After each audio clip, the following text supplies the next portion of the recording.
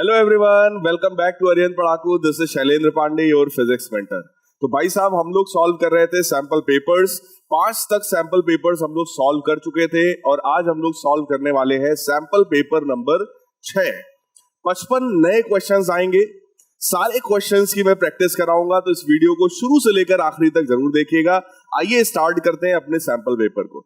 तो प्यारे बच्चों, अभी तक आप सभी ने ये सैंपल पेपर बुक जो कि आर्यन पब्लिकेशन की है, सैंपल क्वेश्चन पेपर्स, अभी तक आपने परचेज कर लिया होगा। जल्दी से इस बुक का सैंपल पेपर नंबर 6 ओपन कर लीजिए। उसी के सारे क्वेश्चंस हम लोग यहाँ पर सॉल्व करने वाले हैं। और इस बुक में एक बहुत अच्छी बात और भी है। इसके स्टार्टिंग में जब आप लोग यहाँ पर देखेंगे बेटा, तो एक शॉर्ट क्विक रिवीजन के लिए आप लोग को शॉर्ट नोट्स भी दिए गए हैं, ताकि आप लोग वन डे रिवीजन, एक ही दिन में एक चैप्टर अच्छे से रिवाइज कर सके। तो आप उसको भी बहुत ध्यान से पढ़िए। उसको पढ़ने समझने के बाद आप लोग को यहाँ बुक में क्वालिफायर्स भी दिए हैं। तो हर चैप्टर पे लगभग 15 क्वेश्चंस आपको गिवन है, हर वैरायटी के क्वेश्चंस उसमें हैं। तो आप उन सभी क्वेश्चंस को भी सॉल्व करिए और फिर फाइनली हमारे सैंपल पेपर्स। सो गाइज, आइए स्टार्ट करते हैं अपने सैंपल पेपर नंबर 6 को। किसी भी सैंपल पेपर में, जैसा कि मैं हर बार बताता हूं, किसी भी सैंपल पेपर में सबसे ज्यादा जरूरी क्या होता है? इंस्ट्रक्शंस। बहुत ध्यान से पढ़ो भाई। This question paper is divided into 3 sections. 3 sections होने वाले हैं यहाँ पर। सेक्शन ए में हमसे कहा जा रहा है 25 क्वेश्चंस है, जिसमें से कोई 20 क्वेश्चंस प्यारे बच्चों हम लोग को करने हैं। सेक्शन बी में 24 क्वेश्चंस हैं, जिसमें से कोई 20 क्वेश्चंस करने हैं। सेक्शन सी में 6 क्वेश्चंस हैं, जिसमें से कोई 5 क्वेश्चंस हम लोग को करने हैं। सो गाइस, टोटल 55 क्वेश्चंस में से 45 क्वेश्चंस हम लोग को सॉल्व करने हैं। Each question carry 0.77 marks. हर एक क्वेश्चन के 0.77 मार्क्स हैं and there is no negative marking. कोई निगेटिव मार्किंग नहीं है। सो अगर एक आध कोई क्वेश्चन मान लीजिए आपसे गलत हो गया, तो उसके मार्क्स कोई निगेटिव में नहीं कटेंगे, बस ये है कि उसके मार्क्स मिलेंगे नहीं, है ना। सो आइए देखते हैं मैक्सिमम मार्क्स बेटे कितने हैं? 35। और यही हम लोग का टारगेट है, ऑल इंडिया टॉपर प्रोड्यूस करना है, आप लोगों को ही टॉप करवाना है। तो जम के प्यारे बच्चों मेहनत करो और सभी लोग जरा कमेंट करके बताइएगा कितने ऐसे बच्चे हैं जो 35 में 35 मार्क्स गेन करना चाहते हैं। जरूर कमेंट करिएगा, मैं चेक करूंगा। आइए देखते हैं टाइम अलॉटेड कितना है। 90 मिनट्स का प्यारे बच्चों टाइम है। 20 मिनट का समय आपको एक्स्ट्रा मिलेगा पेपर पढ़ने के लिए और ये समझने के लिए कौन सा क्वेश्चन पहले करना है, कौन सा बाद में करना है। रोल नंबर इस तरीके से फिल करने को दिया जा सकता है, वहां पर आप अपना रोल नंबर फिल करेंगे। तो ये रहा हमारा सबसे पहला सेक्शन, सेक्शन ए। 25 क्वेश्चंस हैं, उनमें से कोई 20 क्वेश्चंस प्यारे बच्चों करने हैं। और लिखा हुआ है, in case more than desirable number of questions are attempted, only first 20 will be considered for evaluation. मतलब अगर आपने 20 से ज्यादा क्वेश्चंस यहां पर सॉल्व किए, तो केवल स्टार्टिंग के 20 क्वेश्चंस ही चेक किए जाएंगे। पीछे के जो भी आपने 3, 4, 5 एक्स्ट्रा क्वेश्चंस किए होंगे, उनको चेक नहीं किया जाएगा। तो कोई फायदा नहीं है। गिन करके केवल 20 क्वेश्चंस प्यारे बच्चों इसमें आप लोग अटेम्प्ट करिएगा। आइए देखते हैं, ये रहा हमारा सबसे बढ़िया प्यारा सा क्वेश्चन पहला। The following figure shows electric field lines around 3 point charges A, B and C. Which charge has the largest magnitude? किस चार्ज का मैग्नीट्यूड लार्जेस्ट है? आइए देखते हैं। ये हमारा जो पहला चार्ज है, ए वाला चार्ज, इससे इलेक्ट्रिक फील्ड लाइंस बाहर निकल रही हैं, तो इतना तो पता चल जाता है कि ये चार्ज पॉजिटिव है। जो बी वाला है, इसकी तरफ इलेक्ट्रिक फील्ड लाइंस जा रही है, इसका मतलब ये नेगेटिव है। और ये जो सी वाला चार्ज है, इससे भी इलेक्ट्रिक फील्ड लाइंस दूर जा रही हैं, इसका मतलब ये भी बेटा कैसा है? पॉजिटिव है। अब ये दो पॉजिटिव चार्जेस हैं, तो इन्हीं दोनों का मैग्नीट्यूड ज्यादा हो सकता है, ठीक है।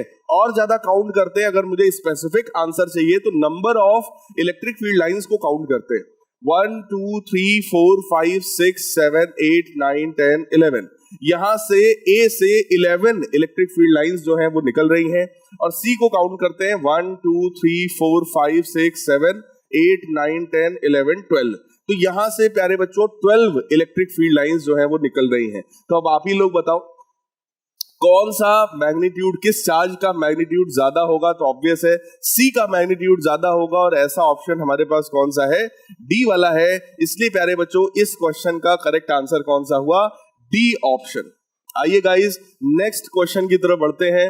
In the figure shown below Q charge is located at one of the edge of the cube, then electric flux through the cube due to the charge Q is. कह रहे हैं कि अगर एक Q चार्ज यहां पर रखा हुआ है एज के मिड पॉइंट पर, ठीक, तो आपसे कह रहे हैं कि बताओ इस क्यूब से कितना फ्लक्स पास होगा। प्यारे बच्चों, हम सबने गॉस थ्योरम पढ़ रखा है।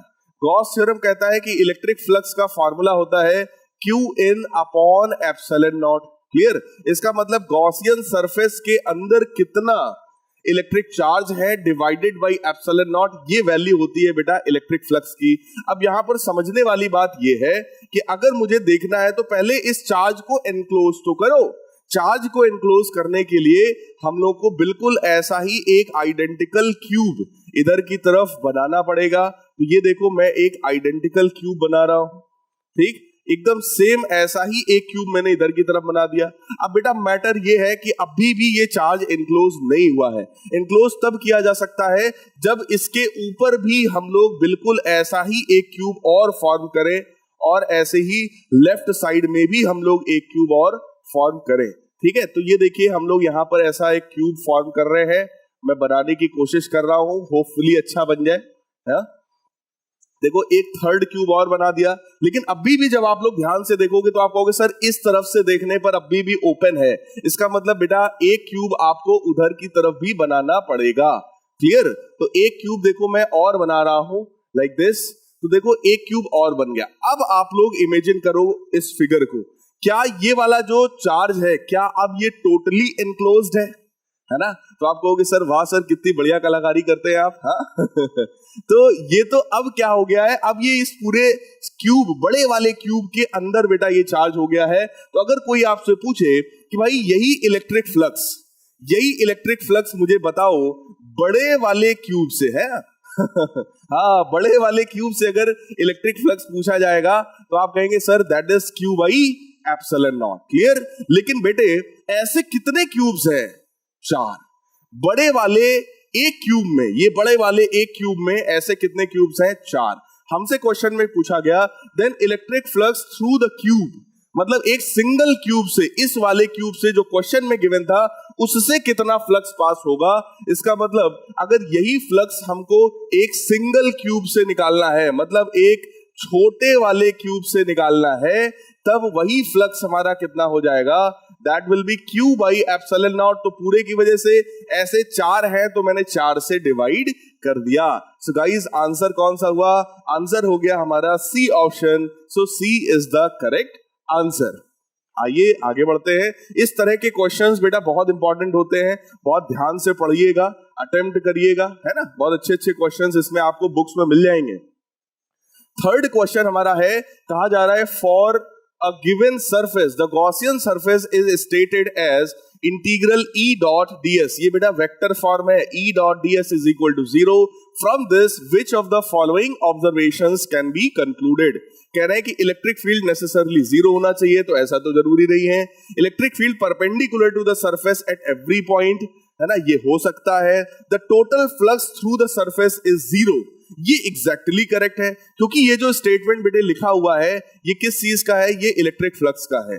देखो ये फॉर्मूला इलेक्ट्रिक फ्लक्स का है, तो ये जो स्टेटमेंट लिखा है इसका मतलब तो यही है, electric flux through that surface जिसके लिए हम ये इंटीग्रेशन कर रहे हैं दैट इज इक्वल टू 0। इसका मतलब सी ऑप्शन मोस्ट एक्यूरेट है ना? The flux is only going out of the surface. तो ये सारी बातें अपनी जगह है, लेकिन सी वाला ऑप्शन मोस्ट अप्रोप्रिएट है। तो ऐसे में हम लोग जो सबसे करेक्ट होता है उसी को चूज करते हैं। फोर्थ क्वेश्चन देखते हैं। A system consist of 2 large thin metal plates held parallel and close to each other as shown in the figure। ये देखो 2 मेटल की प्लेट्स हैं, फर्स्ट रीजन, सेकंड रीजन और थर्ड रीजन।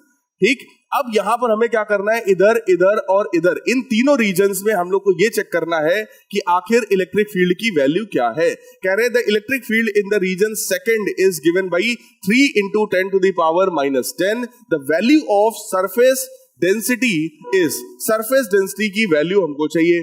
तो प्यारे बच्चों इस चीज को ध्यान से देखो, अगर इधर वाले रीजन में आप इलेक्ट्रिक फील्ड निकालोगे तो वो इलेक्ट्रिक फील्ड का फॉर्मूला कितना होता है? Sigma by epsilon not. क्योंकि एक सिंगल पॉजिटिव चीज जो शीट होगी वो कितनी इलेक्ट्रिक फील्ड क्रिएट करेगी अपने से दूर, sigma by 2 epsilon not. Single negative जो शीट है वो भी सिग्मा बाई 2 एप्सिलॉन नॉट, लेकिन अपनी तरफ इलेक्ट्रिक फील्ड क्रिएट कराएगी। तो प्यारे बच्चों, नेट इलेक्ट्रिक फील्ड जब हम लोग कैलकुलेट करेंगे तो वो नेट इलेक्ट्रिक फील्ड कितना हो जाएगा, that will B sigma by epsilon naught. Clear? तो आइए चेक करते हैं, इस मिडिल वाले रीजन में इलेक्ट्रिक फील्ड की वैल्यू है सिग्मा बाई एप्सिलॉन नॉट, जो कि हमको क्वेश्चन में गिवन है 3 into 10 to the power minus 10।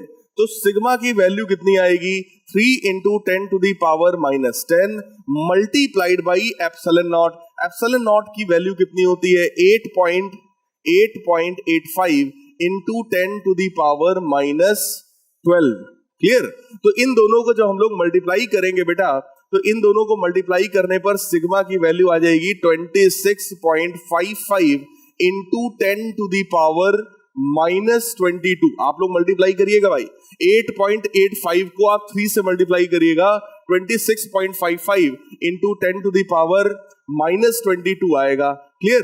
अब यहां पर आंसर्स जो हमारे हैं वो -22 में है, -21 में है, -23 में है। क्लियर? अगर मुझे इसको 21 बनाना है तो मैं क्या करूंगा, यहां पर 10 का डिवाइड करूंगा और यहां पे 10 का मल्टीप्लाई करूंगा, जो कि एक स्टैंडर्ड फॉर्म होता है।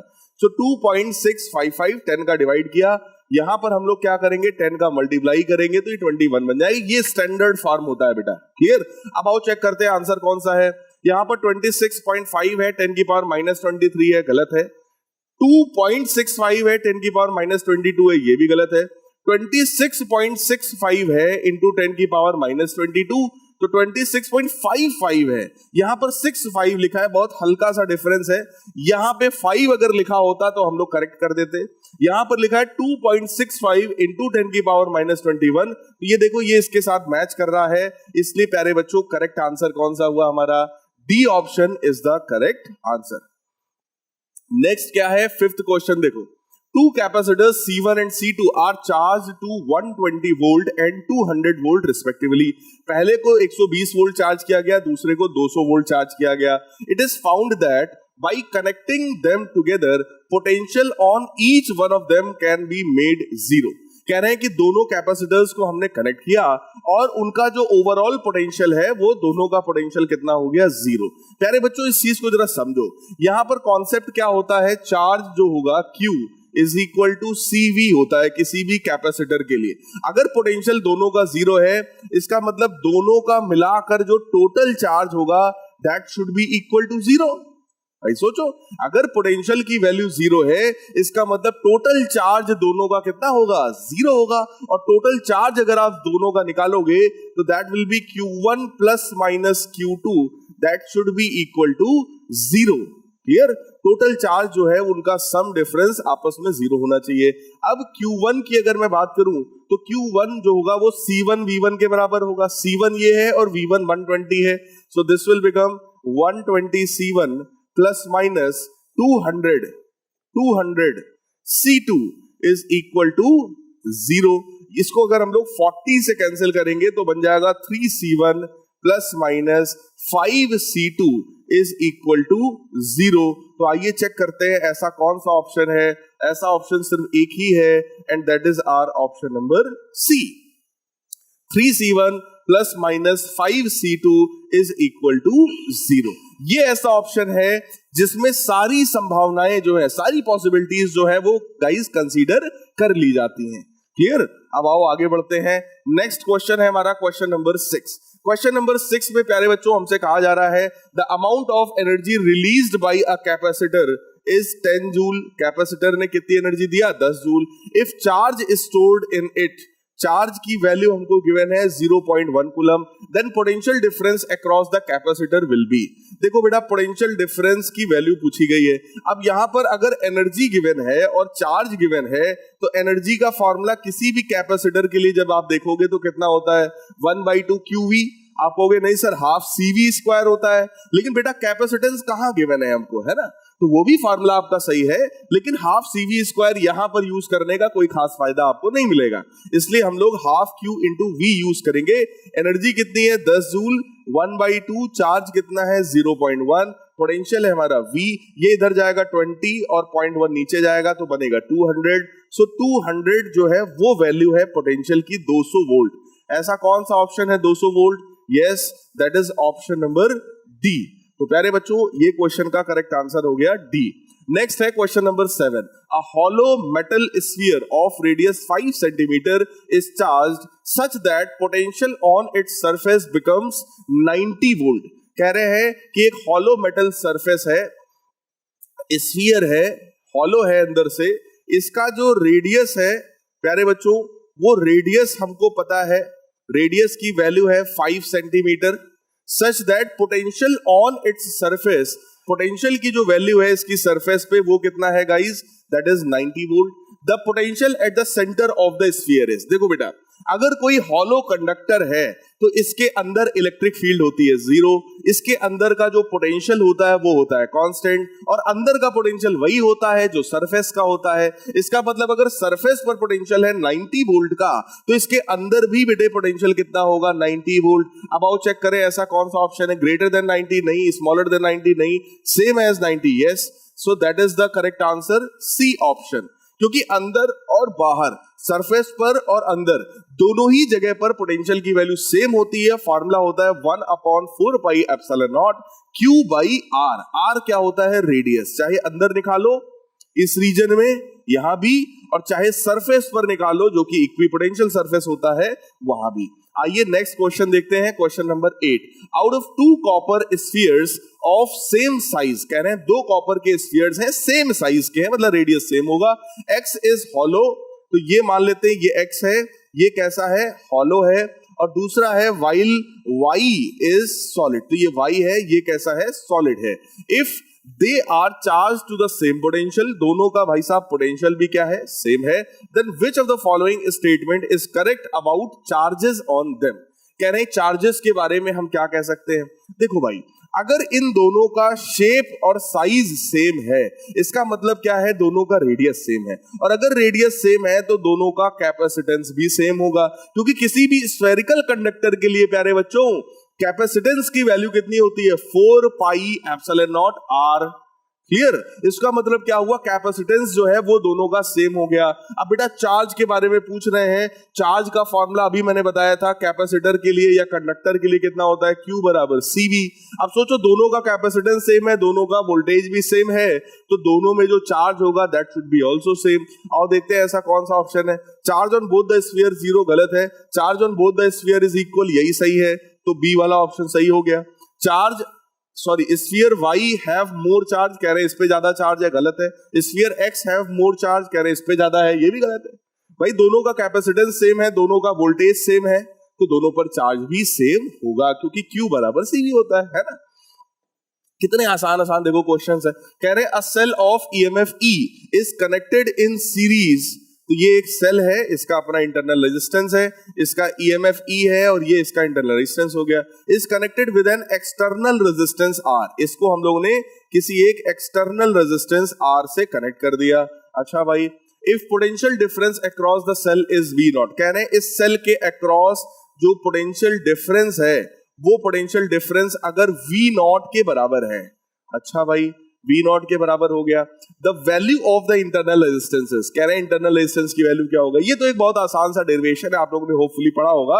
तो अगर कोई सेल बेटा करंट दे रहा है, मतलब वो सेल डिस्चार्ज हो रहा है, और अगर वो सेल डिस्चार्ज हो रहा है तो ये जो टर्मिनल पोटेंशियल डिफरेंस V0 होता है, इसका फॉर्मूला हो जाता है V बराबर E माइनस IR। इसमें अगर मैं करंट की वैल्यू सब्स्टिट्यूट करूं तो बन जाएगा V0 is equal to E minus current. सोचो करंट कितना होगा यहाँ पर? करंट बराबर क्या होता है? EMF upon total resistance. EMF कितना है? E के बराबर।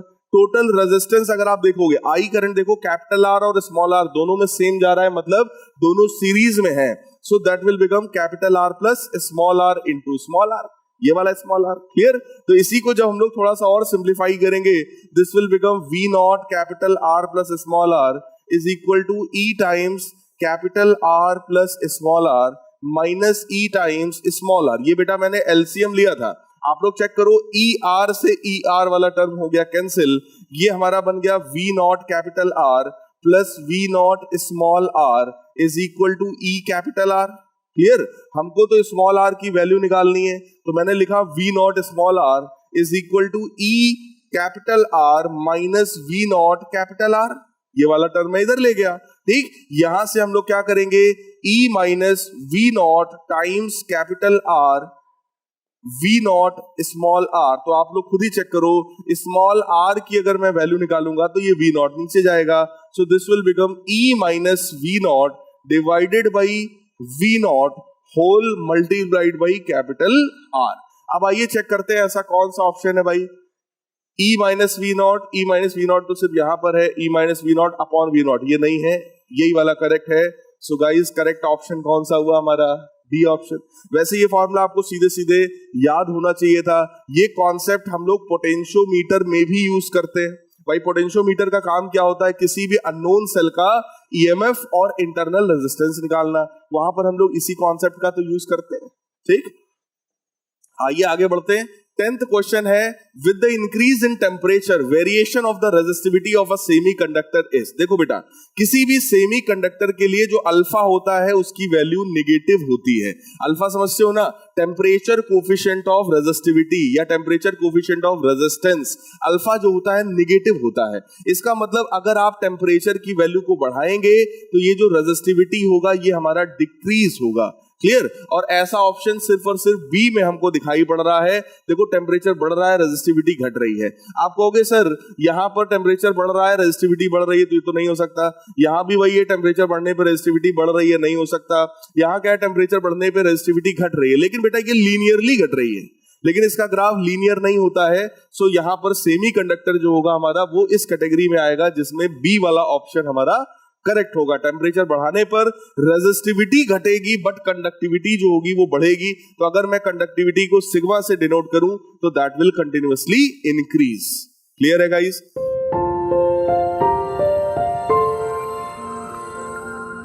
नेक्स्ट क्वेश्चन की तरफ बढ़ते हैं। कह रहे हैं two wires of the same dimensions but resistivity rho 1 and rho 2 respectively are connected in series. कह रहे हैं कि दो वायर्स हैं से उनकी रेजिस्टिविटी रो 1 और रो 2 है, उनको हमने सीरीज में कनेक्ट किया। The equivalent resistivity rho of the combination is. देखो भाई, जैसे एक वायर हम लोग इसको मान लेते हैं और एक वायर हम लोग इसको मान लेते हैं। इसका लेंथ L है बेटा, इसका भी L है। इसकी रेजिस्टिविटी रो 1 है और इसकी भी रेजिस्टिविटी कितनी है, रो 2 है। अब अगर मैंने इन दोनों को ऐड किया है, इक्विवेलेंट का मतलब होता है इन दोनों की जगह पर अगर मैं एक सिंगल वायर ले लूं, इक्विवेलेंट चाहे रेजिस्टेंस हो, चाहे इक्विवेलेंट कैपेसिटेंस हो, चाहे कोई भी चीज अगर इक्विवेलेंट निकाल ले, उसका मतलब क्या होता है बेटा समझना। उसका मतलब इन दोनों की जगह अगर एक सिंगल ऐसा कोई वायर रखा जाएगा तो उस वायर की रेजिस्टिविटी कितनी होगी। So that is known as equivalent resistivity. और बेटा जब दोनों को जोड़ोगे तो टोटल लेंथ तो 2L हो ही जाएगा, ये तो अंडरस्टूड है ना। अब आइए देखते हैं हम लोग रेजिस्टिविटी के बारे में हम क्या बोल सकते हैं भाई। देखो अगर सीरीज में जोड़ा है तो R is equal to R1 plus R2 होगा, ये कंफर्म है। रेजिस्टेंसेस जब सीरीज में होते हैं तो यही इक्विवेलेंट रेजिस्टेंस होता है। फॉर्मूला लगाते हैं, रो L बाई A। L कितना हो जाएगा, 2L बाई A, एरिया तो वही रहा, इज इक्वल टू यहां पर रेजिस्टिविटी कितनी है, रो 1, लेंथ कितनी है L और एरिया A। यहां पर रेजिस्टिविटी कितनी है, रो 2, लेंथ कितना है L और एरिया A।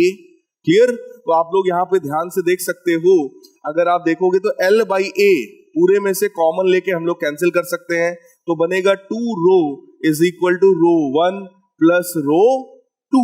अब आइए देखते हैं ऐसा कोई ऑप्शन है क्या, 2 रो। हाँ, हमको तो रो की वैल्यू चाहिए ना, हमको रो चाहिए तो ये 2 भी नीचे चला जाएगा, इसका मतलब row is equal to row 1 plus row 2 बाई 2। तो ऐसा ऑप्शन तो पहला ही वाला है। सो पहला ऑप्शन गाइस हमारा करेक्ट हो गया। दूसरे में रो 1 प्लस रो 2 है, नहीं, इसमें डबल कर दिया, नहीं, इसमें अंडर रूट लगा दिया, ये भी नहीं। इसका मतलब गाइस करेक्ट आंसर कौन सा हुआ हमारा, ए ऑप्शन। कितना बढ़िया क्वेश्चन है गाइस। नेक्स्ट देखो क्या है, 12th क्वेश्चन बहुत आसान है। बोला गया the electric field and current density are related as. देखो बेटा इस पर पहले भी हम लोग क्वेश्चन कर चुके हैं। अगर हम लोग करंट डेंसिटी की बात करें तो करंट डेंसिटी जो होता है that is sigma times E. इसका मतलब that is equal to conductivity times electric field. Clear?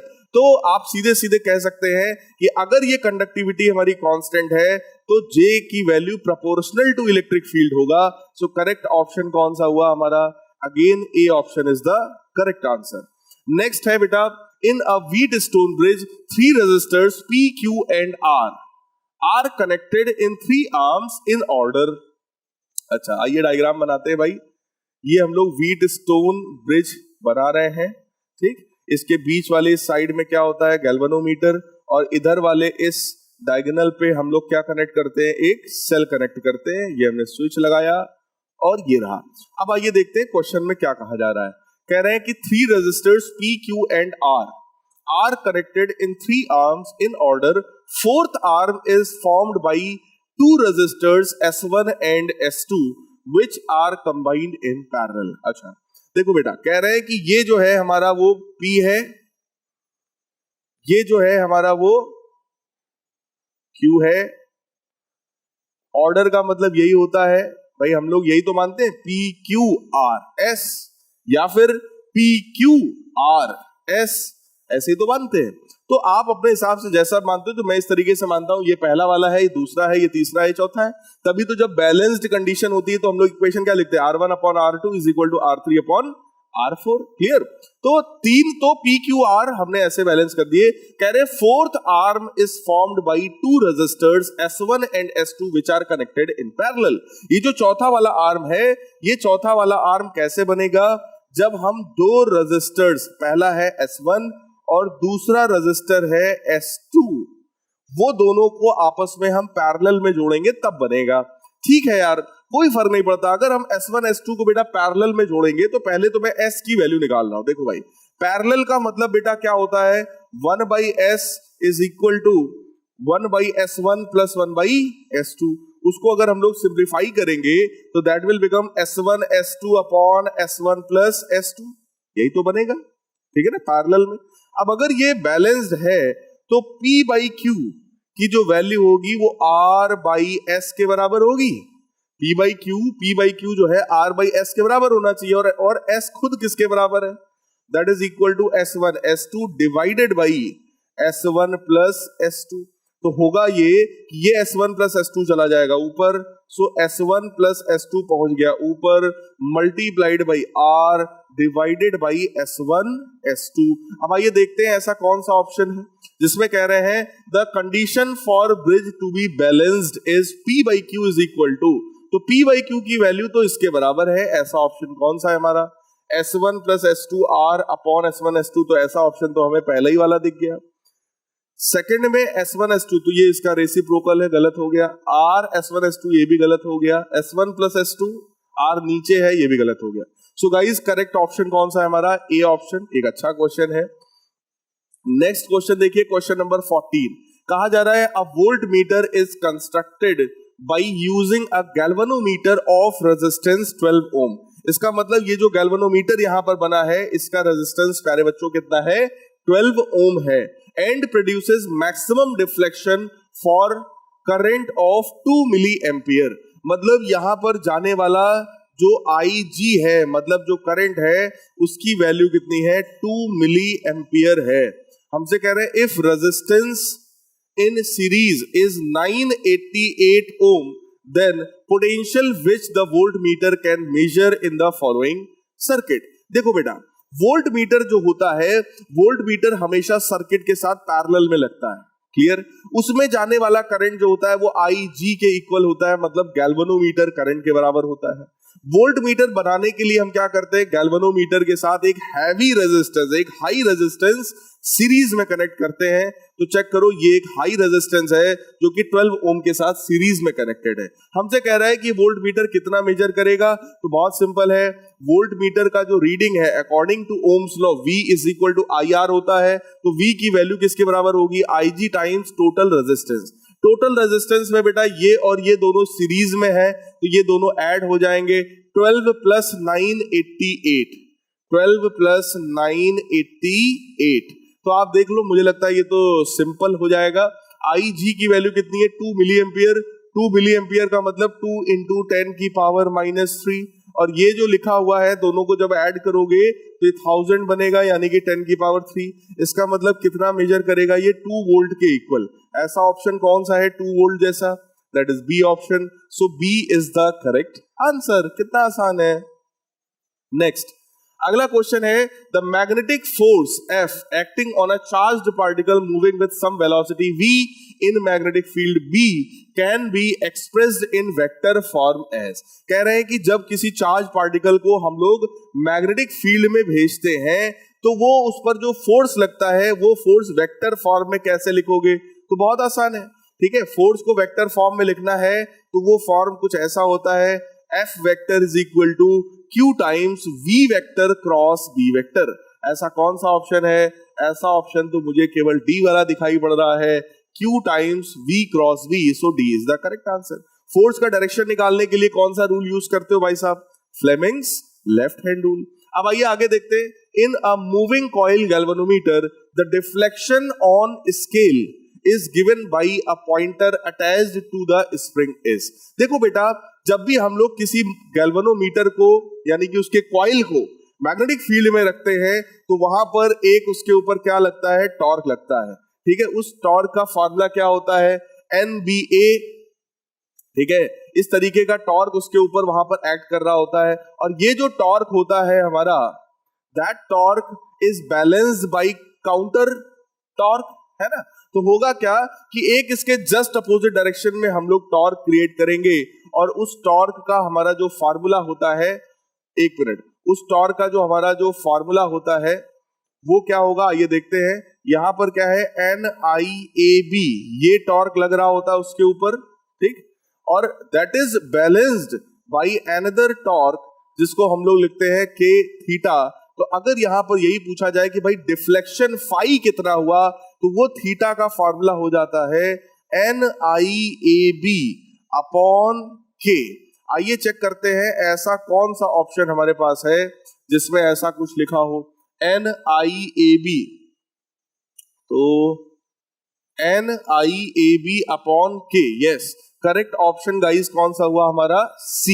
क्योंकि यहां पर एक टॉर्क होगा जो उसको घुमाने की कोशिश करेगा, और एक काउंटर टॉर्क होगा जस्ट अपोजिट डायरेक्शन में जो उसको बैलेंस करने की कोशिश करेगा, और वो होता है हमारा ये K थीटा। क्लियर? जो K है वो स्प्रिंग के लिए होता है कांस्टेंट ट्विस्टिंग वाला।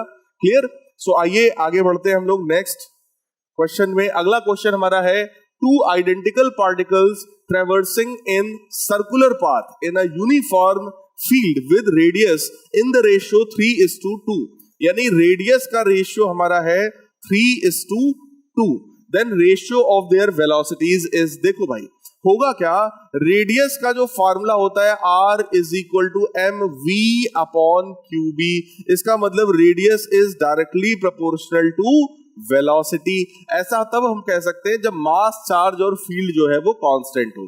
अब ध्यान से सुनो, कह रहे हैं टू आइडेंटिकल पार्टिकल्स, अगर दो सेम पार्टिकल्स हैं तो दोनों का मास सेम है, दोनों का चार्ज सेम है, ठीक, विद यूनिफॉर्म फील्ड भी बोल दिया, इसका मतलब फील्ड भी सेम हो गया। तो हम सीधे सीधे कहेंगे रेडियस प्रोपोर्शनल टू वेलोसिटी। तो जो रेशियो रेडियस का है वही रेशियो प्यारे बच्चों वेलोसिटी का होगा।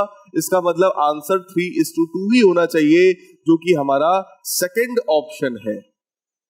नेक्स्ट क्वेश्चन नंबर 18, कहा जा रहा है the magnetic field produced by current element at a distance of 1 metre in perpendicular direction. तो एलिमेंट की डिस्टेंस हो गई 1 मीटर, परपेंडिकुलर मतलब 90 डिग्री एंगल, और वो जो मैग्नेटिक फील्ड है वो मैग्नेटिक फील्ड है 5 × 10⁻⁸ tesla. The element is of length, element का जो लेंथ है DL that is 0.05 metre and is placed at origin, origin पे रखा है। So the value of the current in it is. देखो भाई, अगर एक छोटा सा बेटा करंट कैरिंग एलिमेंट है और उसकी वजह से आप मैग्नेटिक फील्ड निकालते हो, तो उसी के लिए तो हम लोग बायट-सावर्त लॉ यूज करते हैं ना। तो हम लोग यहां पर वही लॉ यूज करेंगे, कौन सा? Biot Savart law. तो ये लॉ हमसे कहता है dB इज इक्वल टू, फॉर्मूला क्या है, mu naught upon 4 pi I dl sine theta upon R square. Clear? So dB की वैल्यू हमको पता है, कितनी पता है, 5 into 10 to the power minus 8। Mu naught upon 4 pi एक कांस्टेंट है, वैल्यू होती है 10 की पावर माइनस 7। करंट की वैल्यू हमको निकालना है, तो आई। dl क्या है, एलिमेंट की लेंथ जो कि कितनी है 0.05। साइन थीटा साइन 90 है, साइन 90 1 होता है। आर की वैल्यू 1 मीटर है, तो 1 का स्क्वायर भी 1 के ही बराबर होगा। तो प्यारे बच्चों, करंट की वैल्यू कितनी हुई, ये करंट की वैल्यू जब आप निकालोगे तो पता चला ये इधर गया, तो ये बनेगा 5 इंटू 10 की पावर माइनस 1 बनेगा, डिवाइडेड बाई 0.05। 0.05 का मतलब ये हो गया कि अगर मैं इस डेसिमल को यहां से हटाऊंगा तो मुझे इसमें 100 का मल्टीप्लाई करना पड़ेगा। क्लियर? अब 100 इंटू 10 की पावर माइनस 1 मतलब 10 हो गया, 5 कैंसिल होगा, तो ये हमारे पास कितना आएगा, 10 एम्पियर। ऐसा ऑप्शन कोई है हमारे पास? Yes, we have a option like this, that is B option. So guys, 18th question का करेक्ट आंसर कौन सा हुआ हमारा? B option, that is 10 ampere. आइए नेक्स्ट क्वेश्चन की तरफ चलते हैं। अगला है 19th क्वेश्चन। कह रहे हैं a closely wound solenoid of 800 turns. Solenoid में कितने नंबर ऑफ टर्न्स हैं? 800। And area of cross section is 2.5 into 10 to the power minus 4 metre square, carries a current of x ampere. Current की value x ampere है। Magnetic movement associated with it is, magnetic movement का formula लिखा है, value लिखा है 0.6 ampere metre square. So the value of x is, कह रहे current की वैल्यू क्या होगी। देखो भाई, अगर मैग्नेटिक मूवमेंट निकालना है तो इसका फॉर्मूला क्या है, एन आई इंटू ए। सिंपल। मैग्नेटिक मूवमेंट हमको गिवन है 0.6, नंबर ऑफ टर्न्स कितने हैं 800, करंट कितना है x, और a कितना है area, that is 2.5 into 10 to the power minus 4। इसी को सिंप्लीफाई करेंगे प्यारे बच्चों, मुझे लगता है x की वैल्यू सीधे सीधे हमारे पास आ जाएगी, that is 0.6 divided by 800 multiplied by 2.5 into 10 to the power minus 4। देखो भाई होगा क्या, ये वाला 4 चला जाएगा ऊपर, तो ये बन जाएगा हमारा, इसको हम लोग कैंसिल कर देते हैं। देखो यहां भी डेसिमल है, यहां भी डेसिमल है, अगर इसको मैं कैंसिल करूंगा आएगा 3, इसको मैं कैंसिल करूंगा 2 से तो आएगा कितना 400। ठीक है, तो ये हमारा बनेगा 3, ये जाएगा ऊपर यानी कि 10 की पावर 4 डिवाइडेड बाई ये कितना है 400 मल्टीप्लाइड बाई 2.5। अब ये जो 2.5 इंटू 400 है, इसको जब आप मल्टीप्लाई करोगे तो दिस विल बिकम 3 इंटू 10 की पावर 4 डिवाइडेड बाई, देखो 2.5 का मतलब हो गया ये 1000। क्लियर? 1000 का मतलब ये हो गया, ये कैंसिल कर देगा, आंसर हमारा आ जाएगा बेटा 30 एम्पियर। चेक करो क्या ऐसा कोई ऑप्शन है हमारे पास, एक बार और हम लोग चेक कर लेते हैं। ये जाएगा ऊपर, यस देखो एक छोटी सी यहाँ पर गलती है। गलती क्या है कि हम लोगों ने यहाँ पर लिख दिया इसको 3, ये 3 नहीं है, ये कितना था 0.3, 0.6 था ना, 2 से कैंसिल करेंगे तो 0.3 आएगा, सो दैट वाज 0.3, 0.3 और 0.3 का मतलब ये 30 नहीं आएगा, this will be 3 ampere. So guys correct answer अब कौन सा हुआ हमारे पास, C option, that is the right one. Clear है गाइज? आइए आगे बढ़ते हैं। आई थिंक सिंपल होगा, कैलकुलेशन है केवल। मैग्नेटिक मूवमेंट कितना है, एन आई ए के बराबर, सिंपली वैल्यूज रखो, सॉल्व करो। नेक्स्ट क्वेश्चन है question number 20। 2 concentric different loops lie on same paper. कह रहे हैं कि 2 कंसेंट्रिक अलग अलग लूप है, सेम प्लेन पर है। ठीक है, the current in inner loop is clockwise. कह रहे हैं अंदर वाले लूप में जो करंट है वो क्लॉकवाइज है, तो एक लूप बेटा ये अंदर है, इसमें करंट जो है वो क्लॉकवाइज हो गया, and is function of time. कह रहे हैं कि ये जो है ये फंक्शन ऑफ टाइम है, so that current I is function of time. इसका मतलब टाइम चेंज होने के साथ साथ ये करंट हमारा चेंज होगा। Induced current in the outer loop is, देखो भाई अगर इसमें करंट बेटा क्लॉकवाइज है तो इसकी वजह से यहां पर क्या होगा, इसका जो मैग्नेटिक फील्ड है वो किधर की तरफ आएगा, अंदर की तरफ, इनवर्ट डायरेक्शन में। ठीक, अंदर की तरफ जो मैग्नेटिक फील्ड आ रही होगी लाइक दिस, इस तरीके से मैग्नेटिक फील्ड अंदर की तरफ आया, तो ये मैग्नेटिक फील्ड जो है वो मैग्नेटिक फ्लक्स क्रिएट करेगा, और वो मैग्नेटिक फ्लक्स आउटर वाले लूप में भी है। भाई आउटर वाले लूप के अंदर ही तो ये पूरा सिस्टम है। तो कहने का मतलब अगर इसकी वजह से कुछ ना कुछ मैग्नेटिक फील्ड है, तो वो मैग्नेटिक फील्ड की वजह से जो फ्लक्स आएगा वो आउटर वाले से भी पास हो रहा है, तो आउटर वाले में भी क्या होगा, इंड्यूस्ड ईएमएफ आएगा, इंड्यूस्ड करंट आएगा, और ये म्यूचुअल इंडक्शन है। इसकी वजह से वो चाहेगा, इंड्यूस्ड करंट चाहेगा कि जो मेन कॉज है उसका अपोज हो। कॉज क्या है, इधर की तरफ मैग्नेटिक फील्ड का क्रिएट होना, तो वो चाहेगा कि भाई मैं जो मैग्नेटिक फील्ड क्रिएट करूंगा वो अपोजिट डायरेक्शन में, इसका मतलब इसमें जो करंट फ्लो होगा that should B anti clockwise. Clear, तो एंटी क्लॉकवाइज करंट फ्लो कराएगा, इसलिए गाइस करेक्ट ऑप्शन कौन सा है हमारा, बी ऑप्शन। पहले में कह रहे हैं कि कोई करंट ही नहीं आएगा, तो ये तो गलत हो गया। काउंटर क्लॉकवाइज मतलब एंटी क्लॉकवाइज, तो वही ऑप्शन हमारा सही है। कह रहे हैं in the direction that depends on the ratio of the loops radius, तो भाई रेडियस का जो रेशियो होगा उसका डायरेक्शन से क्या लेना देना, क्लॉकवाइज है नहीं। नेक्स्ट आइए गाइस, अगला देखते हैं। अगला क्या है, अ coil of resistance R and inductance L is connected to a battery of EMF E। देखो भाई, एक रेजिस्टर है और एक इंडक्टर है, इसको हम लोगों ने बेटा किसी एक बैटरी से कनेक्ट किया हुआ है। ये देखो, ये R है, ये L है, ये बैटरी है, इसका मान लो वोल्टेज V है। हमसे कहा गया बैटरी ऑफ EMF E, तो V नहीं है, इसको मैं E लिख दे रहा हूं, कोई दिक्कत नहीं है। इसका EMF हमारा कितना हो गया, E के बराबर। अब हमसे कहा जा रहा है the final current in the coil is, इस कॉइल में फाइनल करंट कितना होगा। देखो फाइनल करंट, बहुत ध्यान से क्वेश्चन को बारीकी से आप पढ़िए। फाइनल करंट, फाइनल करंट का मतलब हमसे करंट स्टेडी स्टेट में पूछा जा रहा है, मतलब काफी समय के बाद।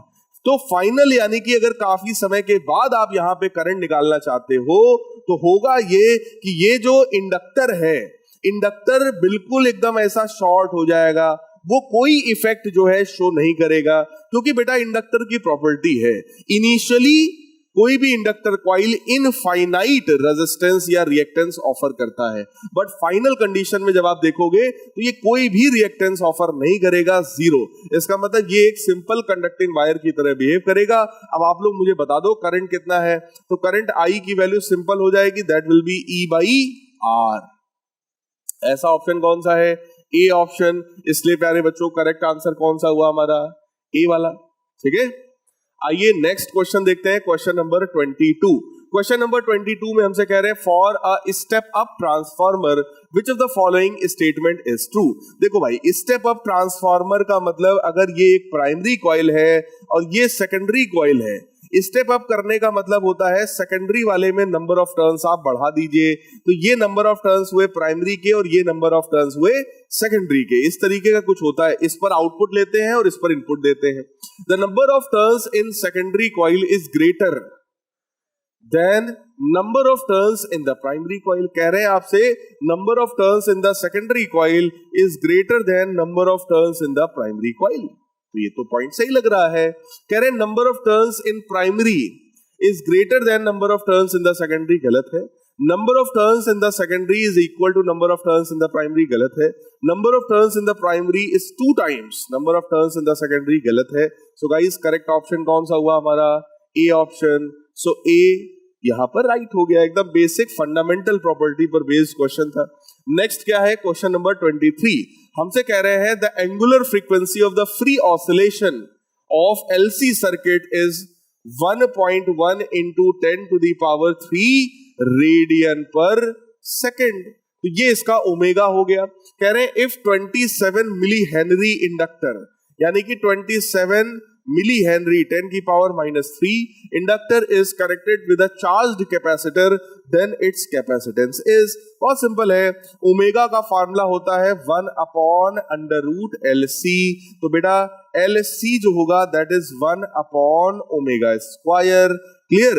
उसमें भी अगर हमें C की वैल्यू निकालनी है तो उस L को आप नीचे भेज दो, इस तरीके का आंसर आएगा। तो C की वैल्यू कितनी आएगी? 1 अपॉन ओमेगा स्क्वायर यानी 1.1 इंटू 10 की पावर 3 का square multiplied by L value कितनी है?